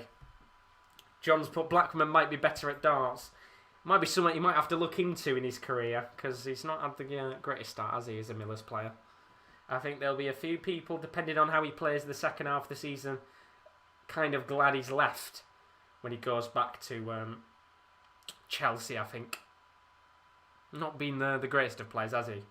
But he's had a decent game so far today, and that's because he's not really had much to do. I mean, I think with the Tosun goal, it was a one-on-one situation. I think he came out a little bit too early, which allowed Tosun a simple scooped finish. But at the end of the day, in a one-on-one situation like that, I think most goalkeepers will inevitably try to come out and just put a bit of pressure on the striker. And a player like Tosun, yes, he's not in the best of form, but You know, he's played in the Champions League. He's played at Besiktas.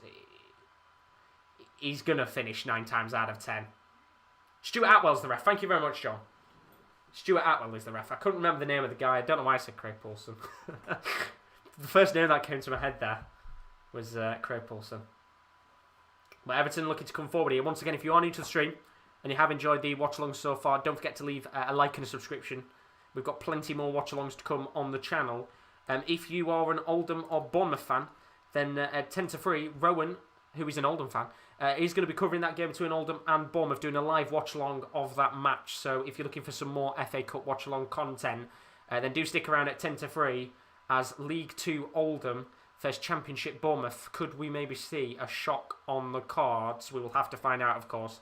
That game kicks off at 3, build up about 5 or 10 minutes before the match starts. But Everton looking to come forward here. It's Cenk Tosun tries to flick a ball towards the path of James Rodriguez and made a driving run forward, but ball eventually lands into the hands of Jamal Blackman, who has not really had much to do in this game so far, apart from, you know, pick up the ball a fair few times. In terms of possession-wise, Rotherham in the last 10 minutes have had 55% possession. Everton only 45%. There's a chance here for Rotherham to come forward. Michael Smith at the edge of the box tries to lay the ball off to Wallace Sunday, but some good defending in the back from Davies, although a slight touch here. Gives the ball to Wallace Sunday. Oh, he's in! Yes! Come on! Fucking get in! Wallace Sunday! Get in there! Come on! Fucking have it! John, you predicted 1-1. It's on. Wallace Sunday, the man who's been fantastic in this game, has got the goal. And sorry for you Toffee fans, sorry for those with the headphones on, you might have to turn it down. But Rotherham have made it 1-1, and I have to say, it's deserved. It's deserved. And that is not biased, but it was Michael Smith tried to flick the ball off up into Wallace Sunday. There was a slight deflection on the ball from Tom Davies on his head, who just flicked it towards the path of Wallace Sunday, who just takes the shot on first time. It's not the greatest hit shot in the world, but it's a good enough trajectory to put the ball into the back of the net. And the Millers have equalised. Come on. That's what we love to see. Get in there. Oh, brilliant. 1-1. Let me change the scoreline because it isn't 1-0 anymore. And you've got to say, the important thing here for me is that this next 5 minutes, Rotherham do not let Everton back into this game. Continue with the way that you've been playing and do not switch off. And it looks like Bernard is about to come on in this game, and that worries me. I don't like the look of Bernard. He, of course, if you know him, a very, very good pacey player. He is a very good pacey player. And a very good pacey game as well. John put, what did I say? Come on, you mighty Millers. You love to see it. I apologise if I absolutely destroyed your ears there. So we've got half an hour of this game left. Rhodes put, let's go. You love to see it. Come on, lad. Rotherham just need to keep going the way that they have right now. Although I'm very worried with Bernard. I think Bernard will come on for Gordon. And that just worries me a little bit because if you kind of look at the Everton squad, they've not got many electric, quick players in this side. So someone like Bernard coming on will really, really, you know, it'll be tough. It will be very tough to stop him because he's not the greatest finisher in the world, but because he's just such a quick and skillful player, I think it's going to be tough for Rotherham to hold him back as he comes on in a few minutes' time. Damn, Rotherham ruined my prediction. Come on, Kyle, we love to see it. I apologise. I really should turn the microphone down even more. I already had it turned down at the start because I knew it was going to get loud if we scored. Come on, lads. We've got half an hour left in this game. I'm sweating. I'm excited. That's why we didn't get the gin out early, boys. We had a feeling that Rotherham might be able to get a goal back in this game, but there's a long way to go in this match, as there's going to be 2 changes made here. Abdoulaye Doucouré as well is coming on in this game. A bit more of a box-to-box midfielder, and I assume Tom Davies will come off. Not really seeing much of him here as Rotherham look to come forward once again. Ball laid off to Crooks, but Andre Gomez is able to retrieve the ball, and there's a chance here for Everton to maybe make it 2-1. Andre Gomez, good defending at the back there from Richard Wood, the veteran. And Everton now just putting the pressure on the Millers here. bit of a turn of the tables in this last minute or two, you have to say, as Iwobi comes forward. Lots of space to drive into. Lays the ball towards Andre Gomez, who's going to go for a long-range effort. But it's blocked in the end by Matt Crooks. Going to come back here to Everton. Davies. Digne. Tries to flick the ball into the box. There's no one there, but Ihikwe. Bit of a sloppy clearance. Gives the ball back here to Everton. James Rodriguez.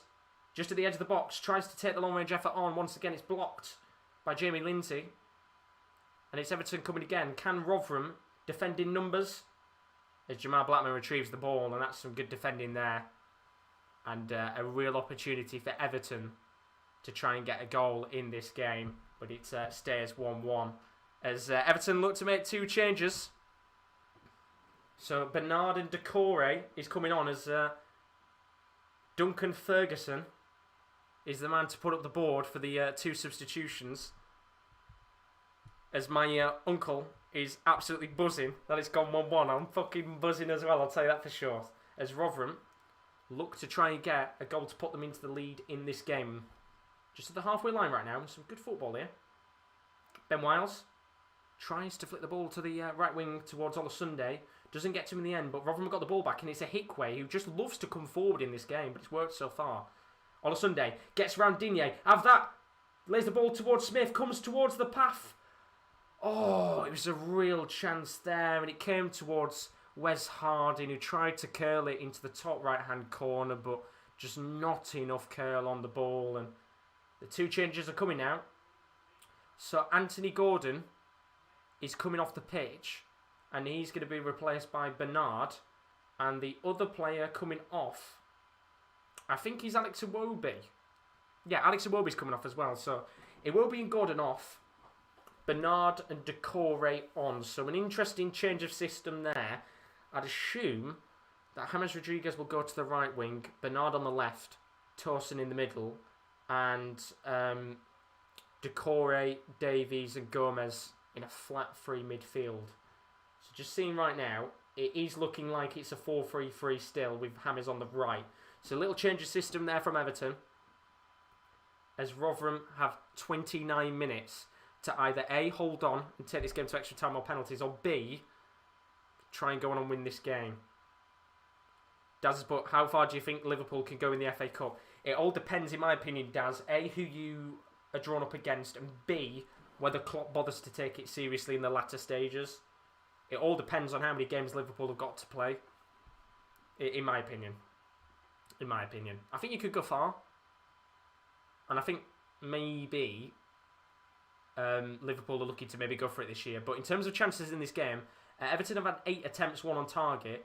Rotherham have had 10 attempts, 4 on target. The stats are with us, the Millers.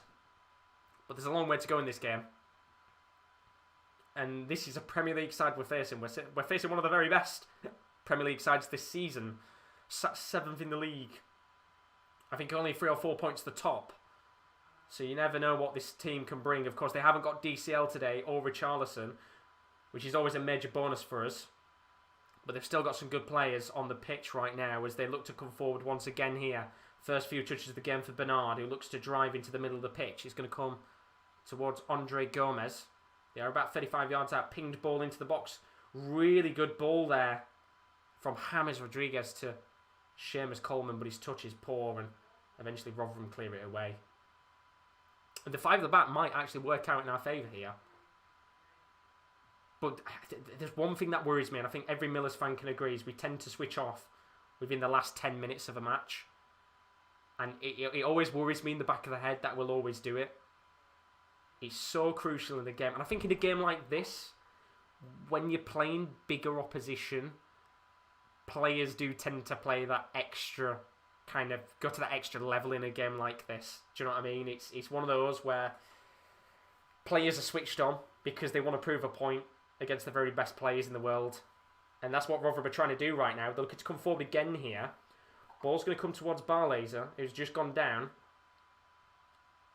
As Everton get the ball back. Rotherham thought they got a throw in there in a decent position, but the ref says that the ball is still in play. And Everton now looking to counter-attack. There's a really good chance here. And James Rodriguez has just slipped under Steven Gerrard there. And that was a very good moment there, maybe for Everton to hit on the break. But he's just, I think, tripped over his own feet. And now the ball's come to Rotherham. Although they've given that ball away, a bit of a poor pass there from Wes Harding.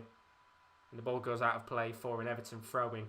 A little bit of a sloppy period here for both sides. With 25 minutes left on the clock. If you're wondering the other scores in the games in the FA Cup, there's been no goals elsewhere. Millwall still 1-0 up against Boreham Wood. Luton Town still 1-0 up against Reading. Forest 1-0 up against Cardiff City. Norwich still 2-0 up against Coventry. And Chorley 1, Derby County 0. So not really much going on in the other games in the FA Cup so far. But a very good game this has been from both sides. Daz put Premier League games midweek. That is very, very true indeed. Kyle's put, no disrespect to Rotherham or other Championship, lower league clubs, but why can't the Premier League big boys sometimes not go all out, score a lot and win big? I think he's one of those where I think managers just want to try and play the other tier players that don't get enough game time. And I think because we're in that period of the year where there's just constant games all the time, I think he's just chopping and changing sides. They want to chop and change sides to make sure everybody's fit. But there's going to be another change here. Yerry Mina is coming onto the pitch. Luca Digne is coming off, which is an interesting change there. I think Everton maybe here going to three at the back. As Tom Davies also comes off. And Gylfi Sigurdsson is on the pitch. Gylfi's on. So I think Everton going three at the back here, I would assume, with Digne coming off. So 4 changes in the space of 10 minutes for Everton, but Rotherham with a free kick in a very good position here. Ball lofted into the box by Matt Crooks. Going to try and get it towards the path of Michael Smith, but the ball does go out of play for a goal kick as Everton look to pile the pressure on Rotherham United with 25 minutes of this match left. But yeah, as you said, Kyle, I think if you look at this Everton side, it's quite a strong team. I think it's just more the attack that's a bit weak. They're not playing DCL, they're not playing Richarlison. But they've got a lot of big players. They've got James on. They've got the back four pretty much was the Premier League back four that they've got. As Rotherham looks to make a change here, Matt Crooks is coming off the pitch. And on comes Kyle Vassell. If he can score a goal like he did against Hull City last year, then it's going to be a very, very good end to the game. So a forward coming on here from midfielder as Rotherham look to try and push for a winner of their own in this game. No pressure. Plenty of time left in this match though. As Robin Olsen takes the goal kick. As Everton are really going for it now. They've got a lot of big players on the pitch, you have to say, as they've made pretty much the majority of their changes. They're playing a... I don't really know what they're playing, to be honest with you right now. I would assume they're playing a 3 at the back. Only because they took Digne off and brought on Yerry Mina. So I think a tweak of the system altogether. As Rotherham come forward here, Michael Smith trying to get a header on target. Can't get a touch at all. But in the end, Rotherham will get a throw in a very good position. And James Rodriguez completely whacked in the face with the ball. And I think he's just got a nosebleed as well there. Dimsky saying, blimey, I fell asleep and now it's 1-1. Brilliant. It's 1-1, Dimsky. We're loving it. Come on. So James Rodriguez just getting a nosebleed there after the ball being whacked straight in his face. Not necessarily being the most enjoyable game for James so far. In fact, I have to say, he's not really done much against us so far. Whether he turns it up now after being fully whacked in the face with the ball, I don't know. But Rotherham here, ball with Wes Harding, going to try and flick this into the box, which he does. It's a very heavy cross towards the near post, which there is a touch there for Michael Smith. Yeah, Michael Smith even. But nobody there to be able to head the ball towards. Ball going back into the box. Good header away there from Keane. And another chance there for Rotherham does go wide. And now Everton will be looking to come forward. And I've got a horrible feeling that Gylfi Sigurdsson is going to score the winner. And I don't know why. I genuinely don't know why. But I've got a feeling 77th minute, Sigurdsson scores the winner for Everton. But Vassell goes for a long range effort.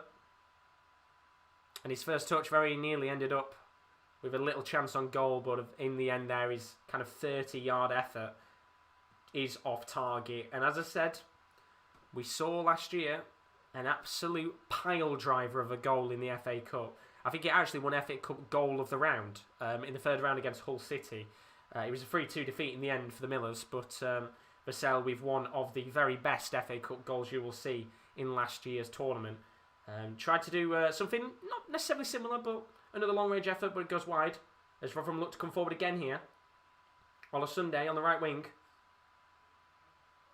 Gets the ball into the path of Jamie Lindsay, and well, just a slight slip there from the Rotherham player, and it will go out of play for a Everton throw-in. As James Rodriguez is still just off the pitch, just trying to sort out his nosebleed with 20 minutes to go. Once again, if you're new to the stream as always, and you haven't left a subscription, then it would be greatly appreciated to leave a like and a subscription on the channel as we push towards 1,600 subscribers. I do see there's a few of you that have left subs, so whoever you are, big thank you to you. God bless your soul. We've got another watch along coming up a little bit later. At 2:50, you can join Rowan live as his side Oldham face off against Championship Bournemouth. Could we maybe see a shock on the cards there? You'll have to find out. Of course, there'll be some very big celebrations if Rowan's Oldham do score. So do keep your eyes out for that.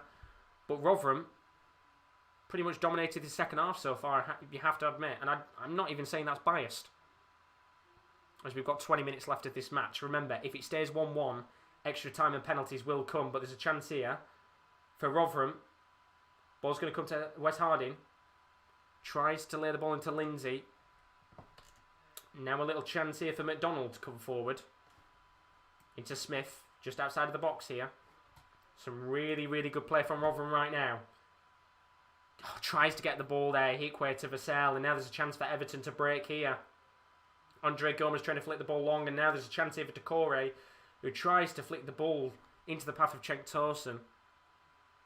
He just can't really get a touch on the ball, and he's going to go out of play for, I think, a Everton throw. And I think there was a slight deflection from Olosunde on the ball there. But if we do win this game, I think this would be one of our very best FA Cup wins in quite some time. But there's a long way to go. I'm not going to get too excited here. We've got 19 minutes left of a game against the side which could easily qualify for the Europa League or the Champions League this year. As Rotherham just boot the ball away. And another throw in here for Everton. Remember, Rotherham have still got 4 changes they can make in this game. They've only made 1, as they are actually about to make another change in this game. Everton have only got 1 substitution. They've used 4 already. So George Hurst is the man who's coming on here for Rotherham in a moment. Question is, will the Leicester City loanee make a difference in this match?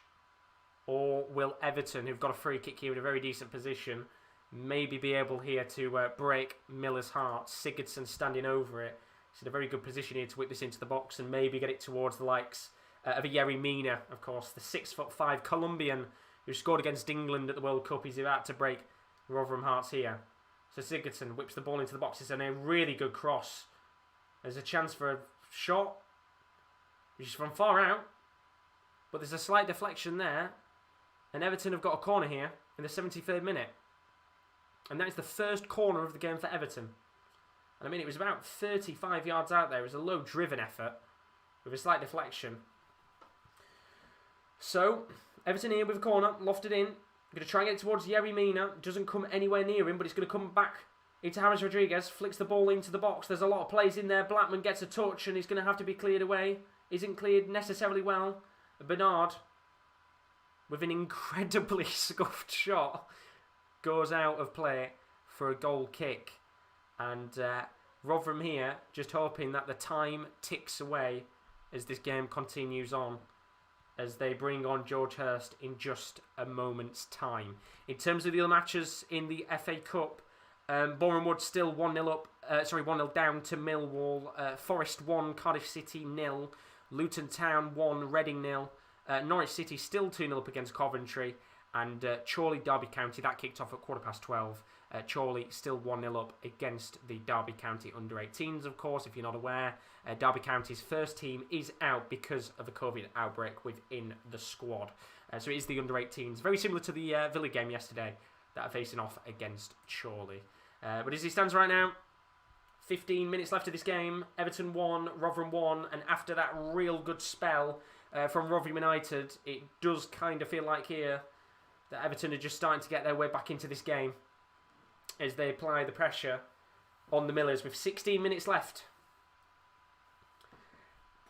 Does this go straight to penalties or does it go to extra time? Because if more than anything, I'd just rather it go to penalties and not have an extra half an hour of having Everton batter us.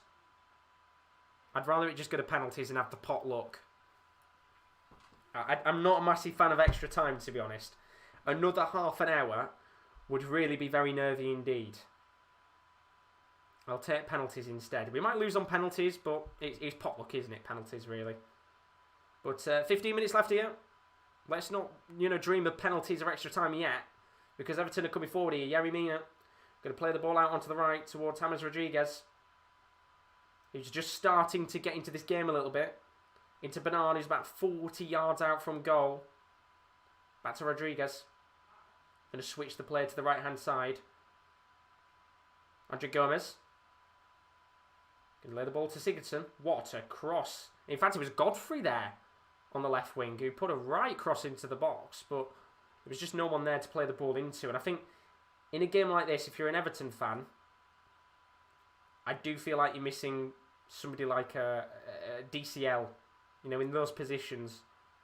Someone who's 6'2" and you can whip the ball into. I think, you're missing someone like that right now who can get the head onto it. But there's going to be 2 changes here for Rotherham United.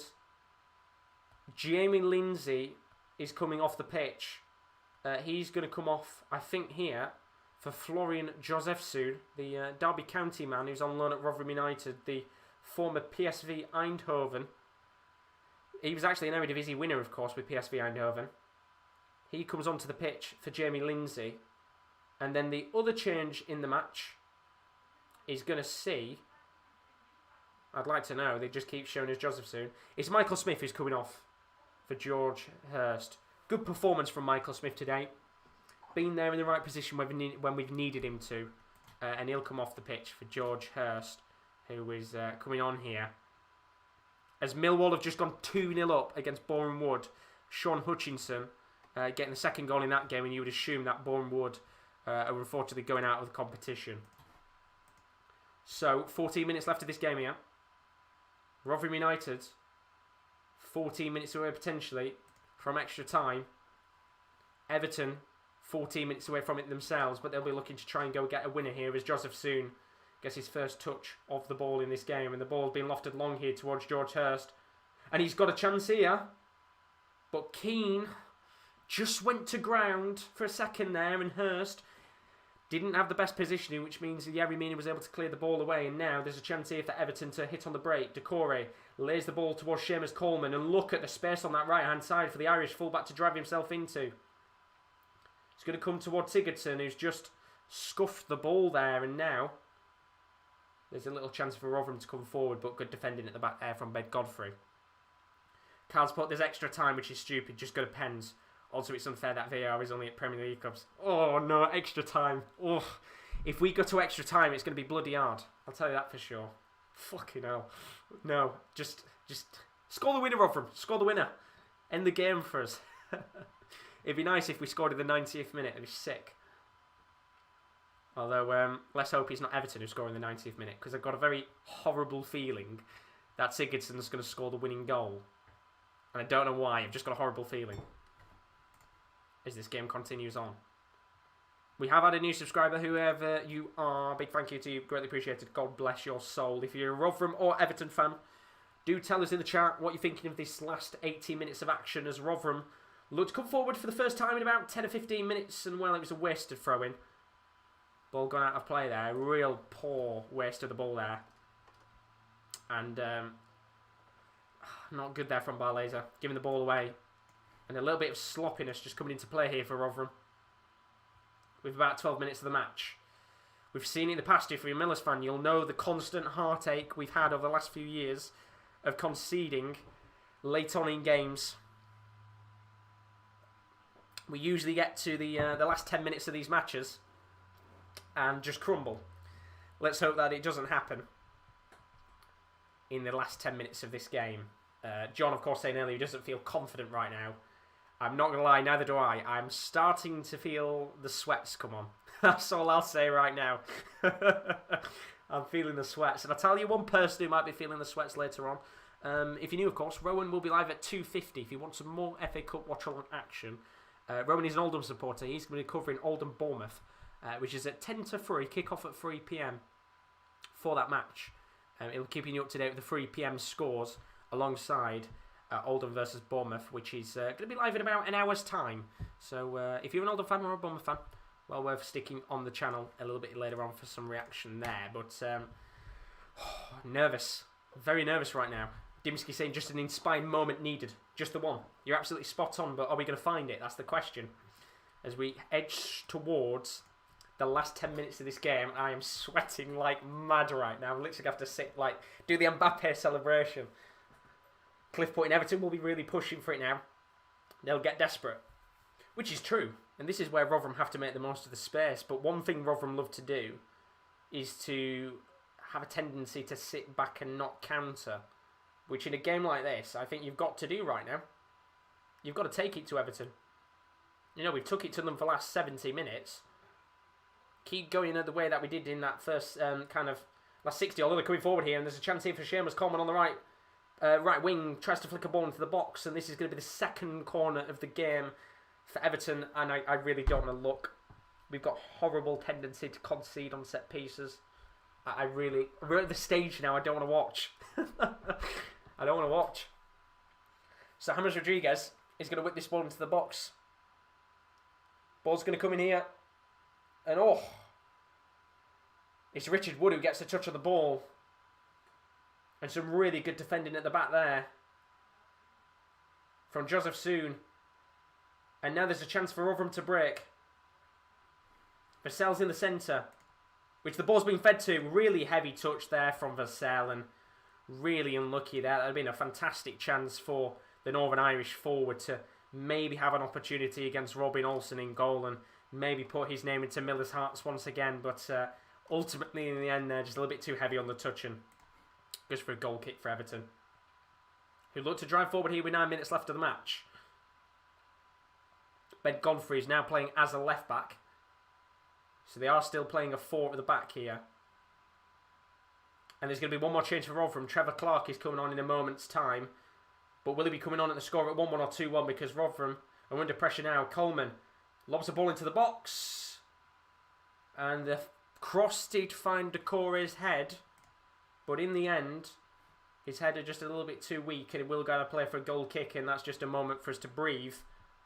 As Trevor Clark comes onto the pitch here as Rotherham look to try and push here. With 8 minutes left on the clock to make it not to make it 1-1, to score the winning goal, of course. And the player coming off the pitch for Rotherham United is going to be Wes Harding. Good performance there from Wes Harding. Done very, very well indeed. The Jamaican fullback, formerly of Birmingham City, joined, of course, Rotherham not too long ago in the summer window. Very good performance from... I've got to say the two best players on the pitch have been Harding and Ola Sunday. Been really, really good from both of those two players on the left and right hand sides today. But Trevor Clark a little bit more pacey. The Irish midfielder. There you go. There's an Irish player for you, Kyle, if you want to support one. You've got two Irish players on the pitch now. As Everton get a free kick here just at the halfway line. I think he's been given away here by Richard Wood. And a free kick, which you would assume is going to be taken short here for Everton. In fact, they're going to take it long. Sigurdsson standing over this free kick here. With 7 minutes on the clock. Ball's going to be lofted long by the Icelandic midfielder. It's going to come towards the Everton attackers. It's with Bernard right now on the left wing. He's going to dance his way through the defence, flicks the ball into the box, and Richard Wood does get an average touch of the ball, and there's a real chance there, and Blackman, oh God, it's so nervy anytime he touches the ball, and it was a real chance there for Everton maybe to have a chance, but in the end it's cleared away. Real opportunity there for Everton to maybe get a goal in this match. Oh, it's nervy. It's really, really nervy with 6 minutes left on the clock. They're coming forward once again here. As Everton get a throw in. Just past the halfway line. And, I mean, Jamal Blackman's not really had much to do in this game, but just looking at the chance a moment ago, I think it was a header from Yerry Mina. Very nearly came into the path of Cenk Tosun. Blackman did get a touch on the ball, and, well, there's some pressure here from Everton once again. Rotherham clear it away. It's come to Kyle Vassell, and now there might be a chance here for Rotherham to come forward on the left wing. Trevor Clark. Lobs a ball into the box. Oh, it was a right chance. It was a right chance. George Hurst with a real opportunity. And that was a real big opportunity there for George Hurst. And it just went past him. Really nervous there. John saying One Football is 2 minutes ahead of you. Hopefully, try not to spoil it, John, because I'm currently watching it on BT Sport. But I know it's a little bit further behind when you watch it on a console. So I'm trying to stay away from any spoilers in the chat. I have got the chat open, so try not to spoil it if we do score or concede as we're into the last 5 minutes of action. Kaz put, yes, more Irish. Now I don't mind who wins. Also, there's a player called Ronald Curtis on Rotherham. I believe he's Irish as well. He is indeed. He's spot on. As Everton get a free kick here, in a very good position. And I am absolutely shitting bricks. This is in a really good position for this to be lobbed into the box by Gylfi Sigurdsson or James Rodriguez. I'm very nervous right now. And it's positions like this where I can just see Yerry Mina smacking it in. I mean, the man's 6'5". How are you supposed to defend against a man that's 6'5"? Free kick's lobbed in by James Rodriguez. And the ball's in. And Cenk Tosun gets his second of the game with 4 minutes left on the clock, and that should surely be it. And the Turk gets his second goal of the game, and I literally said about 2 seconds ago it's positions like that scare me. And it wasn't Yerry Mina who was going to get a touch on the ball. It was Cenk Tosun in the end, and it was the free kick lobbed in from James Rodriguez. He's onside, and it's a good touch from the Turkish former Besiktas man. Just gets a slight touch on the ball, and in the end, Jamal Blackman just nowhere to be seen. And it's in the back of the net, and Everton look like they're going to be going through to the 4th round of the FA Cup. And VAR is checking it. Get in, VAR! Come on, they're checking here. And I think that's onside in my opinion. The hand is playing Cenk Tosun on. And this is where VAR might come into handy. I personally think that's onside. It looks like, I think Kyle Vassell's hand is playing Cenk Tosun on. And this could be a big moment in the game. And it's disallowed! Come on! VAR! Fucking love it! It's disallowed it! Come on! We're still in the game! Oh my god. And that's where VAR comes in handy. He's disallowed it, and I have to say, I think we're a little bit lucky. It's been disallowed. We're back to 1-1. Oh, we're probably going to concede anyway. But it's been disallowed, and the game continues on as 1-1. And that is where VAR comes in handy. God bless VAR, but there's still 2.5 minutes left, and Rotherham have got to switch on here because they're coming forward again. Ball's lofted towards Cenk Tosun, comes towards Decore, and he's going out of play for a goal kick. And it's one of those right now where we've got 2 minutes left here. Nervy. Very nervy indeed. VAR helping us out there. I personally think as a Rotherham fan it's a little bit harsh on them. I thought he was being played onside there. But, you know, I'm not going to complain, am I? So we might be going into extra time here. We might have another half an hour of streaming. Depending on what happens as Jamal Blackman takes the goal kick. But we've still got 1 minute and 40 left before we hit the 90 mark. I assume there'll be a minute of additional time. Are Rotherham maybe going to have one more chance in this game? They've got a chance here to go forward. Trevor Clark on the left wing. Flicks a ball into the box. And it's just kept in play by Seamus Coleman. And I thought we might have got a corner there, but Rotherham get the ball back again here. Good chance for them to come forward. Wiles, just with a poor pass in the end. And Sigurdsson coming back to do some defending. He's currently at the corner flag. And eventually it will go out of play for a goal kick. And I feel like it was a good opportunity there maybe for Rotherham to, you know, try and capitalise in those last few moments of this game. And maybe, you know, try and worry this Everton back line as we come to the last 40 seconds. Decore plays the ball up the pitch. And now there might be a chance here for Everton to break. But the ball has gone out of play and Rotherham get a throw in. And I would assume here there's probably maybe a minute tops of additional time. Maybe 2. I think all the subs were made fairly quickly. The VAR call was pretty spot on in terms of how quick it was. Not spot on, but very quick indeed. As we have 20 seconds left here. How about a winning goal, Rotherham? As Rotherham have got a free kick here. Just at the halfway line. And you would assume that this is going to be lobbed into the box. As we have added time. I would assume here we're going to have a minute of added time. So the ball is taken short. Vassell flicks it into the box. Cleared away. As we 4! Where's 4 come from? Ball's being given away though. Let's not worry about added time because Ben Wiles is coming forward here. He's gone down. Referee says no to a free kick and Everton continue. And I hate the fact we've got 4 minutes left. I hate the fact we've got 4. Where's 4 come from? I hate this. I hate this. I hate this. Anything above 3 and I start shitting myself because Rotherham looked switching off. And we saw for a moment on that free kick they switched off. We saw for one moment where, you know, they'd all switched off. Can they hold on here? In terms of the games that are going on, Millwall are 2-0 up against Bournemouth, about to go through to the next round. Forest still 1-0 up against Cardiff City. Luton Town at 1-0 up against Reading. Norwich still 2-0 up against Coventry. And Chorley, 15 minutes away from beating Derby County. Of course, it is the under-18 side that they're facing off against in the FA Cup. As we have 3 minutes left here. John saying, waste time and one last break. And he can't hold the tablet, hand shaking. I'm nervous as James Rodriguez comes forward. This is so nervy. Coleman into Yerry Mina. And you can see every man is up for Everton right now. There is not one player in their own half apart from Olsen, the goalkeeper, as you would expect. We've had so many moments before in the past where we've conceded goals late on.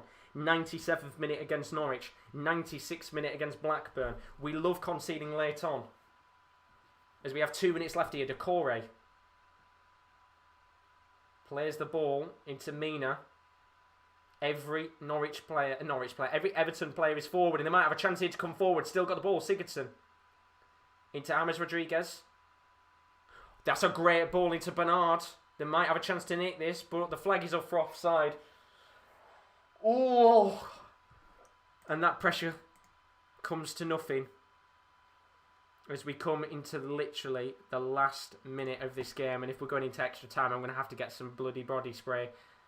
Because I'm sweating like mad. A minute and 40 left. How about a winner, Rotherham? Go and get a winner. So Jamal Blackman with a goal kick. A little bit of time to just relax for a second. Just calm myself for a moment. It's any time Everton come forward, I shit myself. As the ball comes to Rotherham here. Might be one more chance of the game for the Millers. Ball's flicked up towards the path of Trevor Clark, who's got a touch of the ball on the left wing. Can the Irish winger put a ball into the box? He doesn't, but he's won a corner with a minute to go. If you are ahead of me, I'm in the 93rd minute, please do not spoil in the chat. Please do not spoil in the chat. Dimsky saying, keep saying Norwich. I don't mind. So here we go. 50 seconds left on the clock and a corner here for Rotherham. Do you take Everton to extra time or do you go for it? Everyone is back for Everton. This could be the last kick. Well, one of the last kicks of the second half. Ball's lobbed into the box.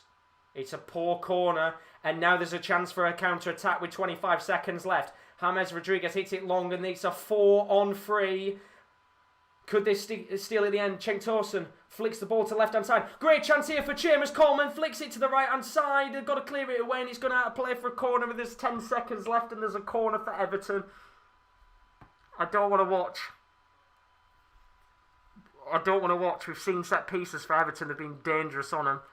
Gylfi Sigurdsson's going to score, isn't he? It's Gylfi or Yerry Mina. I cannot watch. Last kick. Please, clear it. Sigurdsson. Blackman punches. And the referee blows his whistle. And we're going to extra time. We've got another half an hour of action to come. And a very, very good performance from Rotherham United, no matter what happens here. It's been a fantastic 90 minutes of action. I thought Cenk Tosun had won the game, if I'm being honest with you. But ultimately, in the end, we are going into extra time. It's 1-1 between Everton and Rotherham United. And there's going to be another 30 minutes of action to come. And maybe even penalties. Literally, give me 2 seconds. I need to get some body spray. I am literally sweating right now. But what I'm going to do for a quick second, here's a look at what's still to come on the channel over the next couple of days. In fact, we've got another live stream coming up. Rowan will not actually be on much longer after we are. 2:50, Oldham facing Bournemouth. We'll be going into extra time in a moment, which means Rowan will be on straight after us. But here's a look at some of the stuff still to come on the channel over the next few days. Let me just go and get some body spray on. Back in 2 seconds.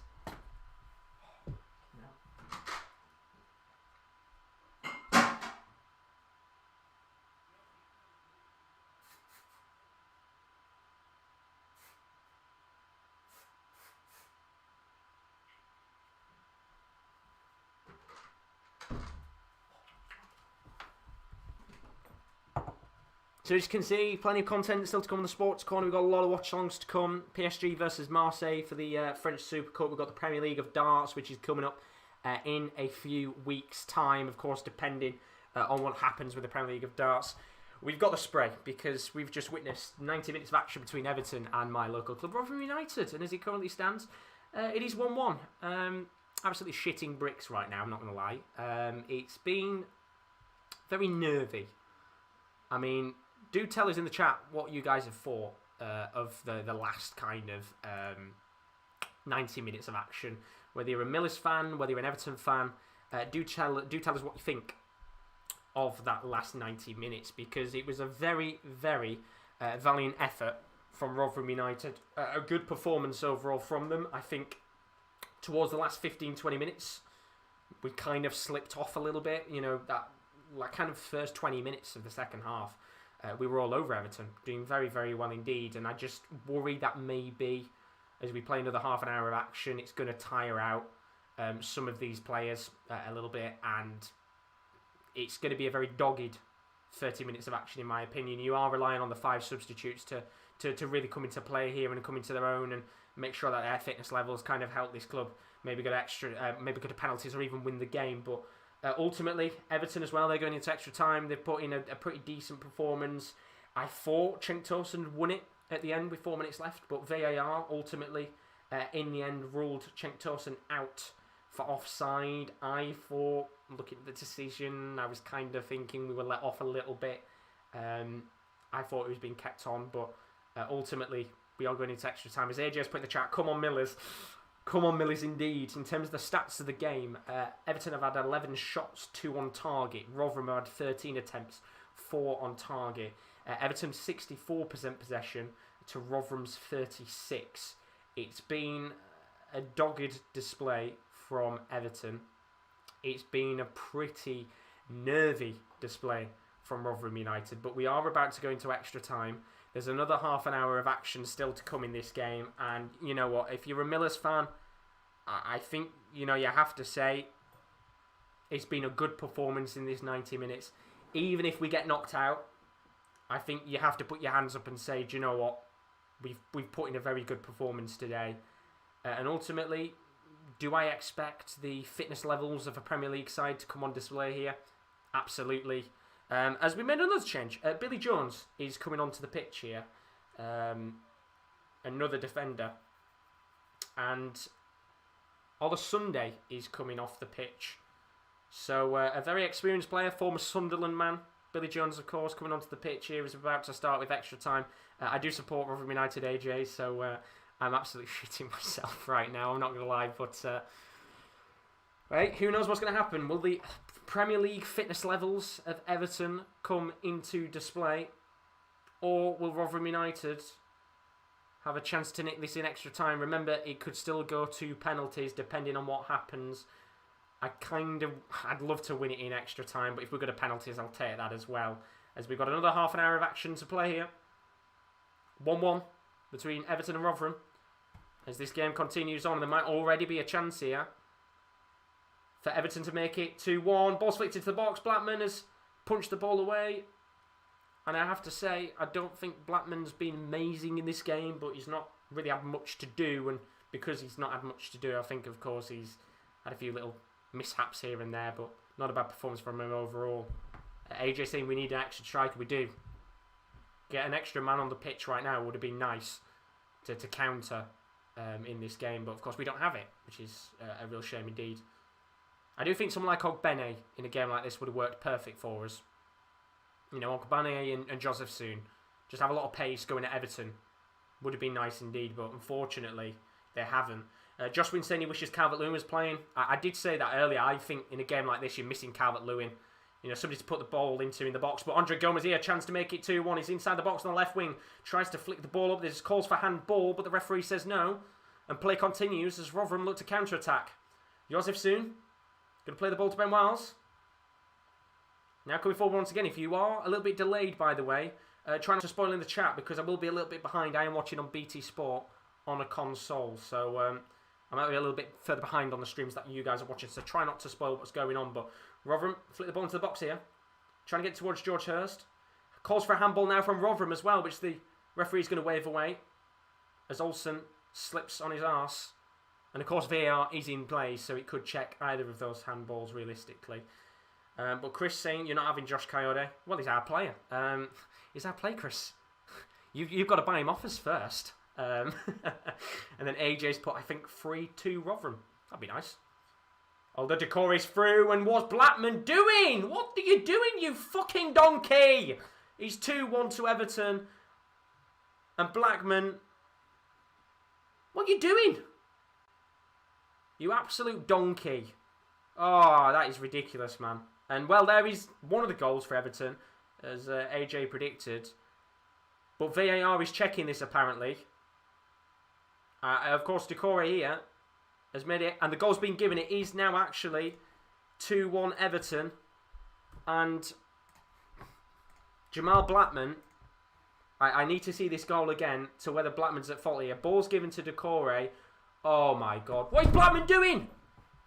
Jamal, you useless bastard! What's he doing there? It's miles off his line. Fucking hell.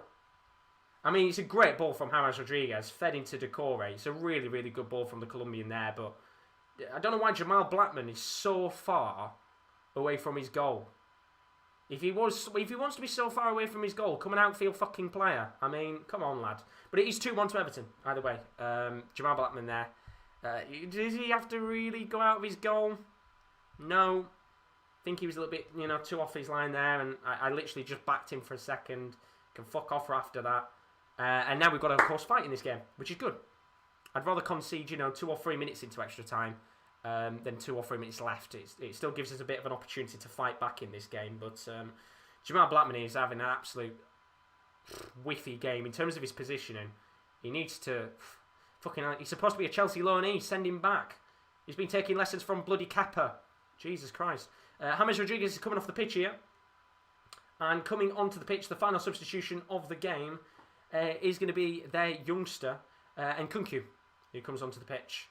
One of their new youngsters, of course. A lot of Everton fans been really, really dying to see this guy playing on the pitch quite a bit. And he comes onto the game with about 25 minutes left of the match. As Oscillate, of course, Everton supporter absolutely buzzing his side of taking the lead. I'm absolutely crying that we have such a shit goalkeeper in goal. Come on, Rotherham. 25 minutes left on the clock as Everton, if they get another goal in this game, it will really be game, set and match. Andre Gomez coming forward here. There's the ball off to get Ben Godfrey. And I do think here Everton will be looking to get a second goal in extra time to just kill this game off. And, well, of course, if, Everton do get 2 goals and make it 3-1, then I don't really see any chance of a comeback for Rotherham here. He's the new Karius. He is. He's even worse than Karius. At least Karius made a Champions League final. Fucking hell. I mean, Jamal Blackman, man. I don't know what it is. Is his confidence low? Is it poor training? Because God knows, but it's such awful positioning there. Such awful positioning.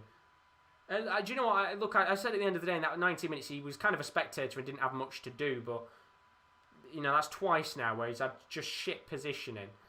I mean, the first goal I can let him off because it was a one-on-one situation. It was a one-on-one situation. Other goalkeepers might come out, make themselves look tall, and try and put Torsten off. That's fine, but the other two were just absolutely shite. But Everton looking to come forward here. There could be a chance here for the third goal in the game. The youngster Nkunku whips the ball into the box. Poor clearance there! And he's hit the post, and that should have been 3-1 to Everton. They're going to come back again here. Coleman. Fucking hell, I thought I nearly went into the back of the net there. Seamus Coleman. That was Bernard, actually, with the opportunity there, but let's talk about that chance a moment ago. It was Nkunku on the left wing. Whipped the ball into the box. Poor clearance there, and it was Bernard who hit the post. Came to Seamus Coleman, who took a low-driven effort. And in the end, I thought Jamal Blackman let it roll into the back of the net then. I was literally about to fucking push the green screen over. But no, it goes wide in the end. Leo in the stream saying, up the blades. Very best of luck for your game a little bit later on, Leo. Sheffield United facing Bristol Rovers later on as St. Torsen nearly puts the ball into the back of the net himself at the left-hand side of the post. And Cenk Torsen, who could have very nearly had a hat-trick in this game, of course one of them being disallowed. This kind of looks like it could end with a few more goals going to Everton. Do you know what I mean? Rotherham looking a bit weary, looking a bit tired, looking a bit poo if you're Jamal Blackman. But in terms of the games, Millwall through to the next round with a 2-0 win against Boreham Wood. Luton Town have knocked Reading out with a 1-0 win. Nottingham Forest with a 1-0 win against Cardiff City. Norwich with a 2-0 win against Coventry. And Chorley have just scored in the 84th minute. So they're 2-0 up, and it looks like we're going to have another non-league side in the 4th round of the FA Cup, which is certainly good to see indeed. Fantastic to see that they have gone through to the next round. Of course, Derby County playing there. Under-18s, because there was a COVID outbreak at Derby. And but I'll take an equaliser, lads. Backs against the wall, it bloody feels like it right now. And I think, real shame indeed that I don't think we're going to... I don't think we're going to get penalties here, if I'm being honest. I can see Everton getting another goal in this game. But there's still 23 minutes left here. And Robin Olsen is going to hoof the ball long. And you know what? As I said, I will put my hands up and say, look, it was a very good 90-minute performance.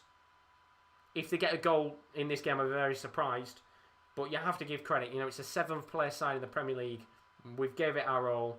And that's all you can ask from the boys as they look to come forward here, Rotherham, and try and get an equaliser. But you can just see tired legs now in this game. And Everton looking to come forward here with Bernard, who's on the right wing. Lays the ball into Abdoulaye Doucouré.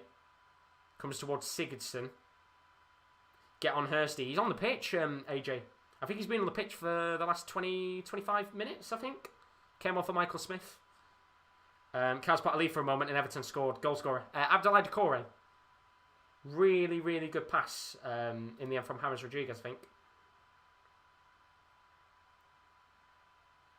But Rotherham here just really haven't got anyone forward right now. This is the problem. I mean, George Hurst was literally on his own there for a good 10-15 seconds. You're going to have to push numbers forward.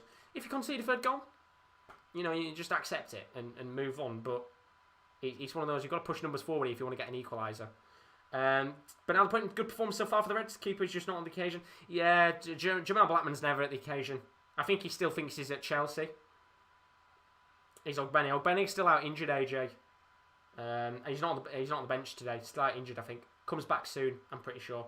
But Rotherham got the ball here. Cal Vassell. I don't like how Vassell and Vassell and Hurst are really deep in their own half. there's not much you can really do right now when you've got 11 players sat deep in your own half. Where's Ogbene missing playing? He's been out injured for the last 3 or 4 months, Ogbene. Should be back soon, I think. Should be back soon as Rotherham look to finally come forward in this game. They've got 20 minutes to get an equaliser and maybe take us to penalties. Joseph Soon on the right wing. Chance to whip this into the box, which he does. Low drift and cross, but it's eventually come off the back heel of Gylfi Sigurdsson. And now there's a chance for Everton to drive forward. Doucouré makes Barlaser slip on his arse. Tries to feed the ball into Cenk Tosun. And he doesn't get to the Turkish forward in the end, and Rotherham have the ball back. And this is just a little bit better here from the Millers, but still not good enough to get a goal, in my opinion. Here's Vassell on the left wing.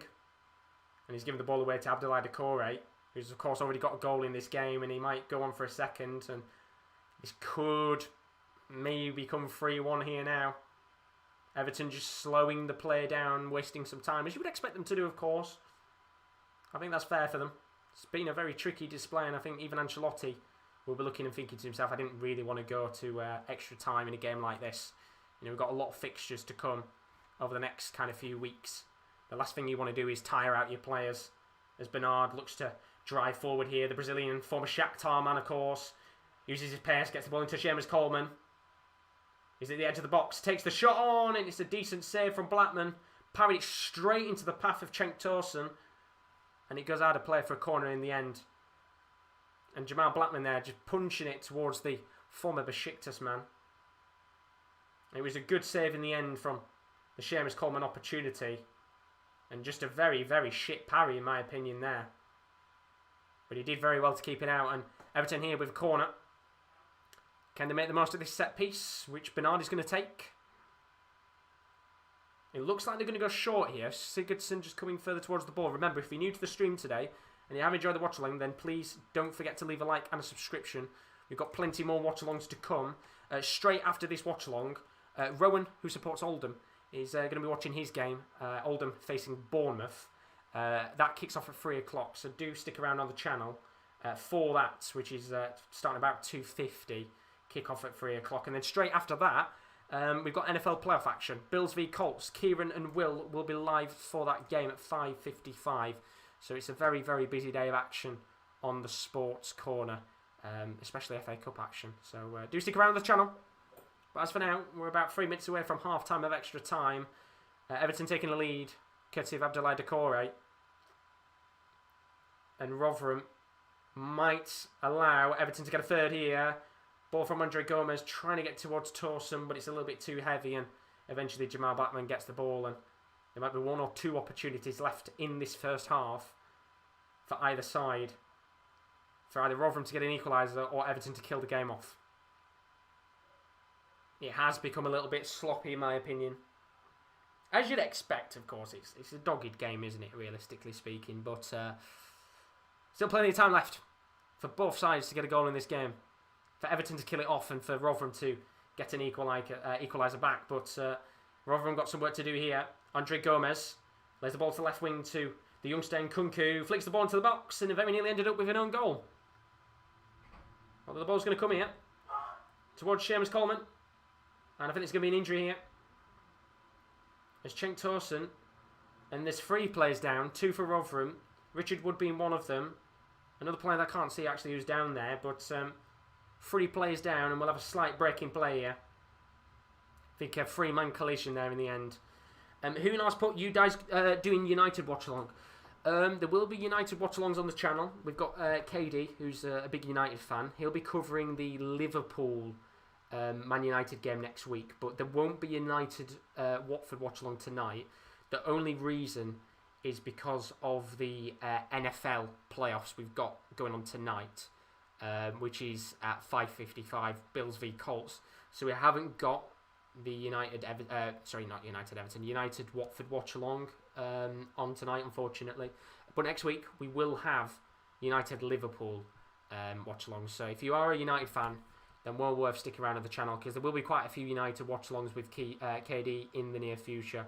As I said, if you're a regular viewer on the channel before, we have done a lot of watch-alongs where there's 2 of us sat with each other watching games. We're still going to be doing that, but we want to do more watch-alongs. So there's going to be a lot more singular watch-alongs with one person covering a game, which means we can do more watch-alongs on the channel. So do stick around. We've got plenty of watch-alongs to come, whether you're into darts, whether you're into NFL, whether you're into football or wrestling. There's a lot more content to still come onto the channel over the next couple of weeks. But yeah, we've got a lot still to come. And as I said, do expect a lot more watch-alongs because ultimately at the end of the day, when we used to do the two-man setup, I always used to be in them. So if you kind of saw what we were doing before Christmas, I had the darts, even before that I had the Champions League, it does get very hectic. So it gives me an opportunity to have a bit of a break and to relax. And to let those guys as well do a bit more content on the channel as well, because I know that, they've all been asking to do a lot more watch-alongs than that, and I think it's easier when we do one-man setups. So we've got a lot more content to come. So if you're a United fan, you will get a lot of United watch-alongs to come in the near future. But do stick around the channel. Who knows? But sound good. Looking forward to it. God bless you, man. Good to see new faces in the stream as always. We've still got a bit of an injury break here. One of the Rotherham players down. We've got 5 minutes of additional time here, and I would assume we're probably going to get a little bit more than that, depending on how long this injury break is. But Carl's put, to me, extra time is a huge advantage to the big teams over lower leagues. It feels they have more energy and bring on better subs. Pens would have been fair. Yeah, I think they should go straight to pens, in my opinion. I think they should just go straight to pens. I don't like extra time, to be honest with you. Dimsky putting, sorry mate, got to leave the stream. Enjoyed the coverage today. Great fun. Thank you very much, Dimsky. Good to see you in the stream as always. A big thank you to all of you that have joined. God bless your souls. And then Bernard's put, best part of the channel is the variety of team supports and the welcome involved club supporters. Well, that's the good thing, isn't it? Because we've got so many different sports going on in this channel. We've got all different sectors of fans. I've got the darts fans who come for the darts streams. I've got all you guys that support the football games, the likes of Bernaldo, Chris, Peter, Kyle, Huna, AJ, all the different guys that come in these streams. We've got the wrestling boys as well. We've got NFL guys. It's nice, and as I said, we've got a lot more content to come from a lot of guys on the channel. There's so many of us that work on this channel. Why not have more content? It makes life easier for me as well. I get to put my feet up and play more darts and chill out and watch some more games. So I'm not complaining at all. But the injury break is over, and we've got a few more minutes of additional time here from that injury break. There's a chance here for Rotherham to come forward with George Hurst. Not really seen much of him in this game. Now with Vassell on the right wing.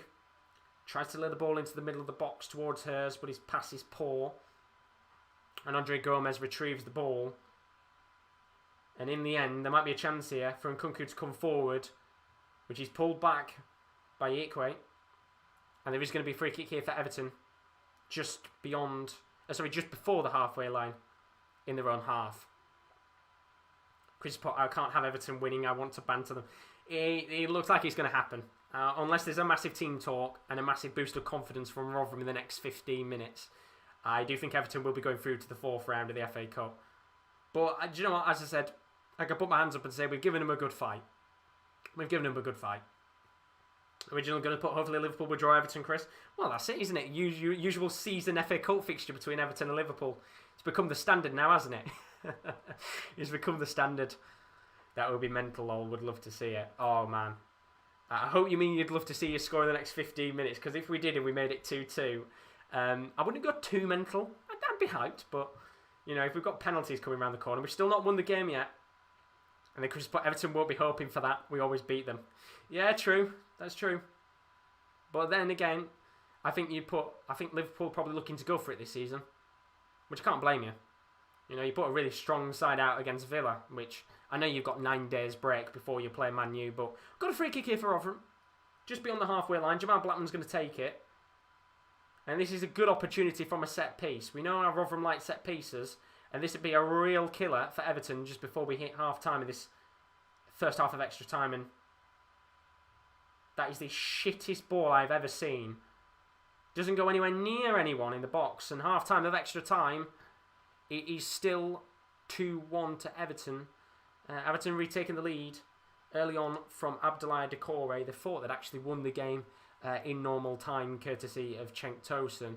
It was given, I think it was partially given as offside by VAR, but in the end, Everton did retake the lead, courtesy of Abdoulaye Doucouré. Really good ball in the end from James Rodriguez before he came off into the path of Doucouré. Some shocking positioning from Jamal Blackman in the end allowed the French midfielder to put Everton into the lead. And Rotherham have only got 15 minutes here to try and get themselves a goal, or else they will be going out of the FA Cup, which is a very valiant effort indeed. But, you know, it'd be a real shame indeed for them to go out. Give us a few moments, though, once again, for those of you that are new to the stream. If you haven't subscribed yet, do leave a subscription and a like. It is very greatly appreciated. We are now 21 subscribers away from 1,600 subs, so your support is always appreciated on the channel. Once again, coming up straight after me, don't forget there's more FA Cup action. Rowan, who supports Oldham, will be reacting, doing a live watch-along to his side's game against Bournemouth. That will be coming up literally right after me. I'm gonna get the lineup sorted so we can talk about them, and then he probably will be going live. So do stick around the channel because he will be coming up straight afterwards for more FA Cup action. And then in terms of other content to come before we kick off for this second half of extra time, we of course have got NFL action tonight. Bills v Colts. We've got NFL playoffs for the first time on the channel. Kieran L and Will be live for that from 5:55. Then they'll be back tomorrow for Titans v Ravens. So if you're an NFL fan, well, worth sticking around on the channel. The French Super Cup is on Wednesday. PSG versus Marseille. I'll be covering that live on Wednesday from 10 to 8. And then, of course, if you're a darts fan, the Premier League of Darts is back. Hopefully soon. Still to be confirmed when that date is going to be. We'll be covering that live whenever that does return, indeed. But we're now back underway with the second half of extra time. And Rotherham are 15 minutes away from leaving the FA Cup, which is a real shame indeed. It would have been nice to go through to the next round, but we've got another injury break here. This time for Everton. Yerry Mina going down with a head injury. Originally going to say, wouldn't mind Liverpool win it. As long as it's not Spurs, I'm happy. Preferably not United as well, so we still have 2 more FA Cups than them. But ideally we'll bring a 15th FA Cup home. And in fact, we've got the first yellow card of the game. And in fact, VAR's checking this for a red card. And it's not going to be a red card there. I think they would have been very harsh to have given it as a red card. And it's George Hurst, which, in fact, that's the first yellow card of the game, which is very surprising. Didn't think it would take us that long to get a yellow card in this match, but George Hurst there going into the book. That's probably about as much as he's done since he's come on the pitch in this game. Chris put Premier League Darts starting in April. Yeah, they're looking at starting in April just because they want to try and get fans back in, which I don't think is going to happen. But if they do get fans back in, I am booking tickets straight away, and I'm going to a few of them while I can. But we're going to get a few more minutes of additional time here because, you know, Yerry Mina's been down for quite a bit here with another head injury, so we're going to get a few more minutes. And at this rate, this game is going to be done at 10-3, and Rowe will just be coming straight on and starting his game. But for those of you wondering the other scores while we've got an injury break, Chorley are through to the next round of the FA Cup, which is fantastic to see another non-league side going through. And for those of you wondering, Rowan will be keeping you up to date with the FA Cup 3 PM kickoffs. If you're wondering what games there are coming up at 3 PM, Blackburn Rovers taking on Doncaster, Blackpool taking on West Brom, Wycombe taking on Preston, a London affair between QPR and Fulham, Stevenage Swansea, Burnley MK Dons, Bristol Rovers taking on the Blades and Sheffield United, of course Oldham versus Bournemouth, Stoke v Leicester, Exeter City versus Sheffield Wednesday, and that's all of the 3 PM kickoffs. And then the late games tonight, Arsenal Newcastle, that's on TV at 5:30, Brentford taking on Middlesbrough at 6, also one at 6 is Huddersfield Plymouth Argyle, and then of course Man United Watford is on at 8 o'clock tomorrow.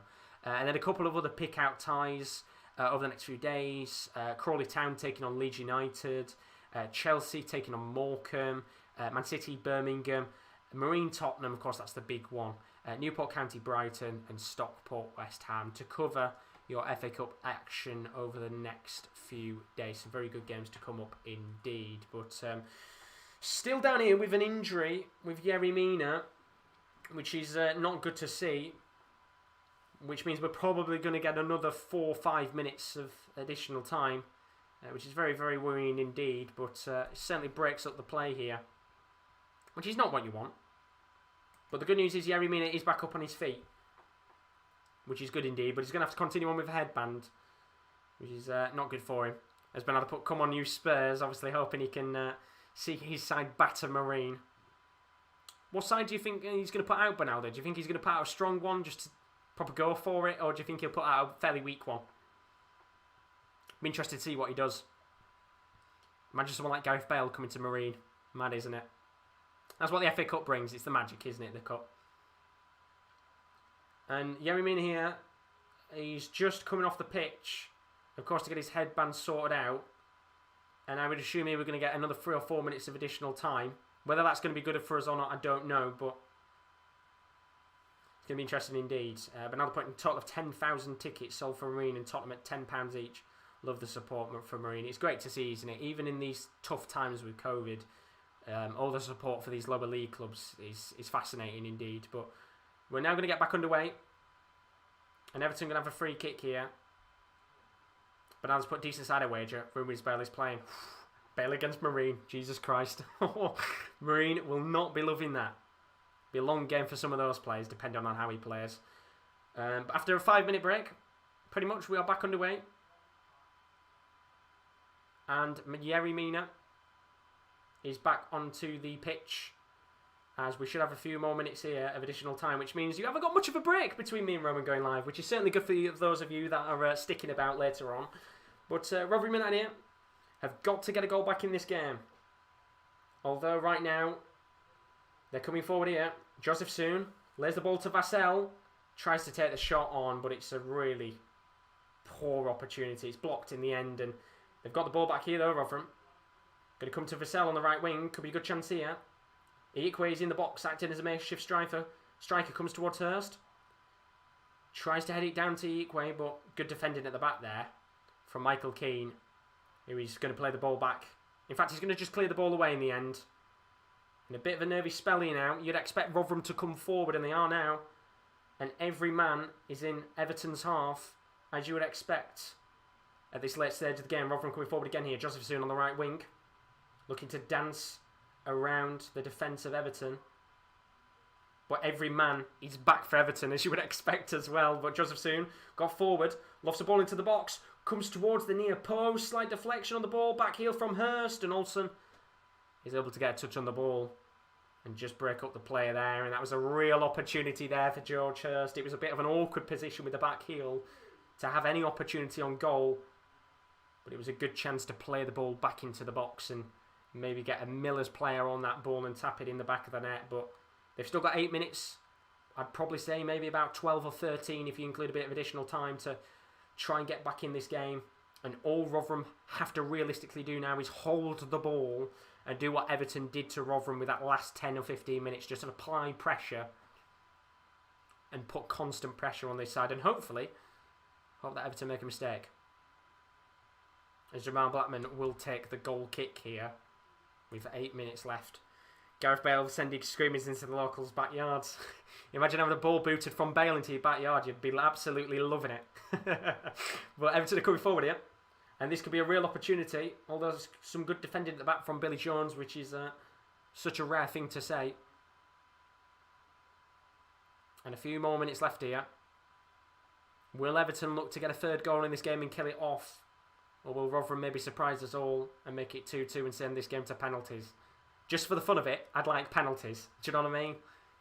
I think it'd be one of those situations where if we did take it to pens, I wouldn't be as nervy because we've got nothing to lose. We kind of probably shit out our way to it, if we're being honest. But we've got a few more minutes left here as the ball comes to Vassell. This could be a good chance for Rotherham. Gets around the defender. Go on, Vassell.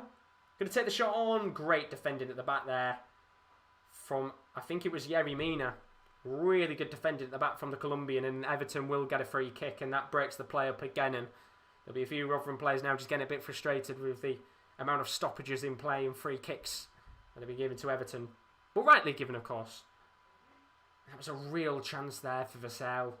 Just had to take that shot on earlier. And just a great, great tackle in the end from Yerry Mina.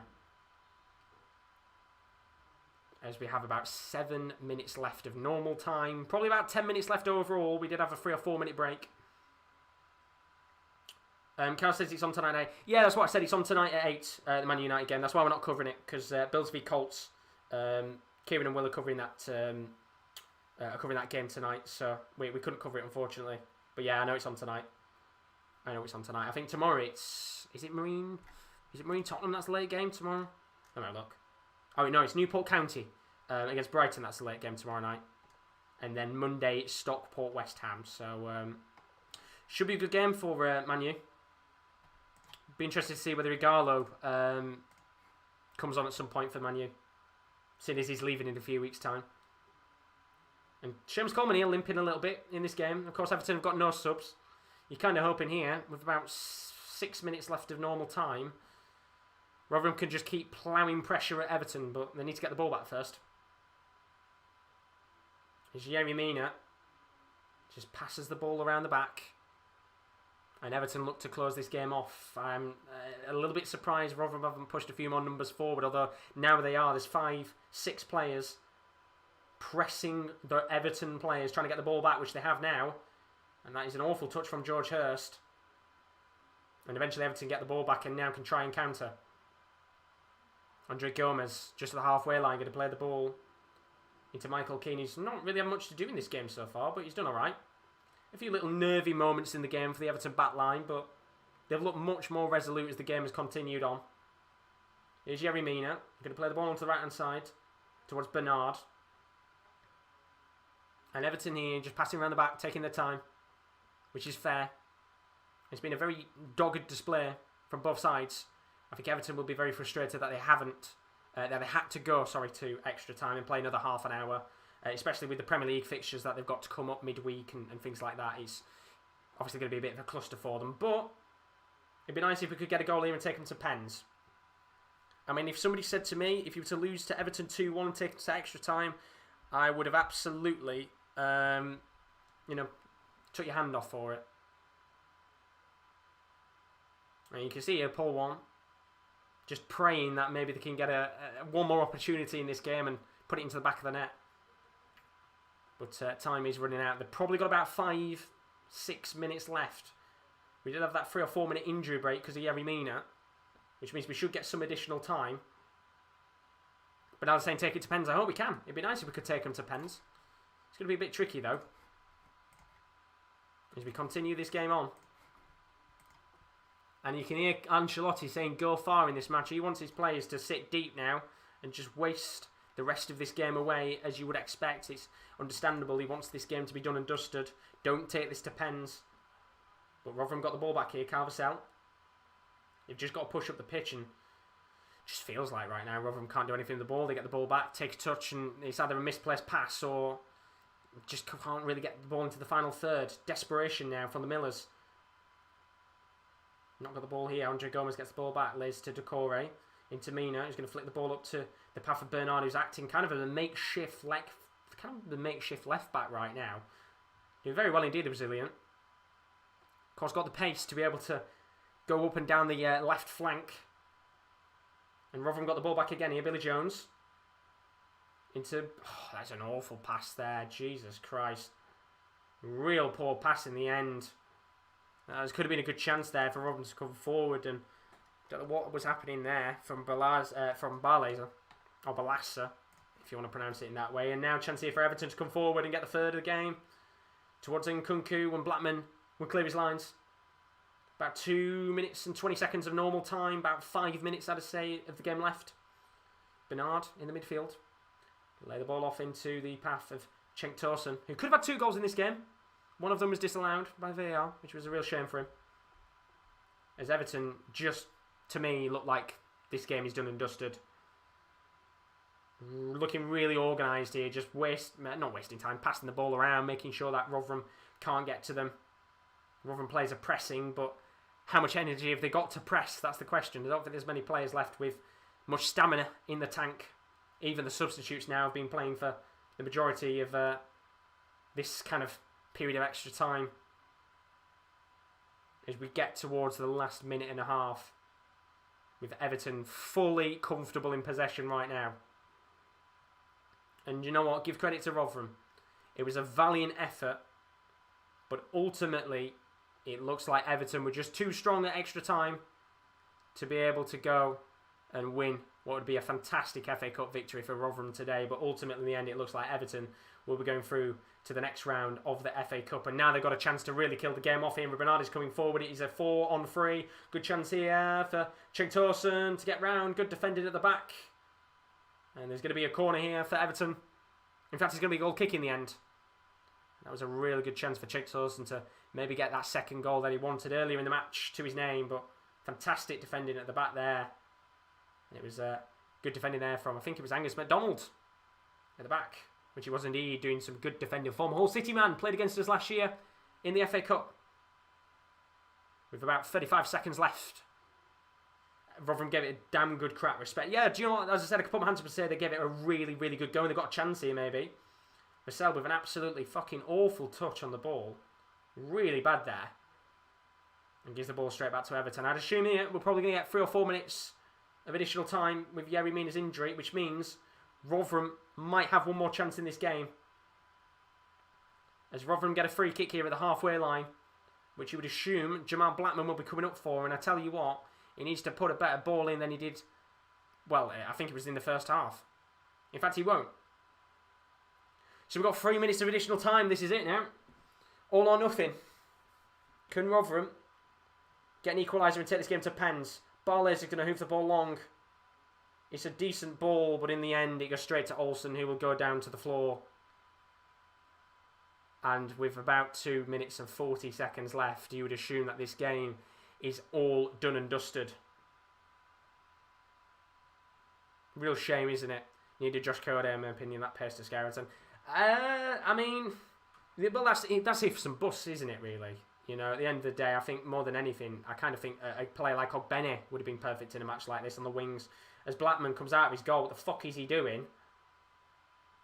I mean, don't know why he came out there. He loves coming out. As I said, if he wants to come out, become an outfield player, but in the end there, doesn't come to anything quite luckily. And to be fair, it's a good piece of work there from Blackman. Just bodies Cenk Tosun and smashes him into the advertising board, which is always nice to see. But it's always those little moments where he comes out of his goal. Just makes your arse twitch a little bit. He's just one of those players. He's literally our version of Karius. Any time, any opportunity comes towards him, you kind of shit yourself. Just because he seems to have a lack of understanding of how to be a goalkeeper. But chance here for Everton. Decore on the right wing. What can he do here? He's already scored in this game. Maybe can he get an assist to his name? They're going to play it back towards the path of Yerry Mina. There's about 1 minute and 20 seconds left here. Rotherham have to get the ball back, which they do. Ball's kept in play. And in fact, it isn't kept in play. And I think that is probably going to be it.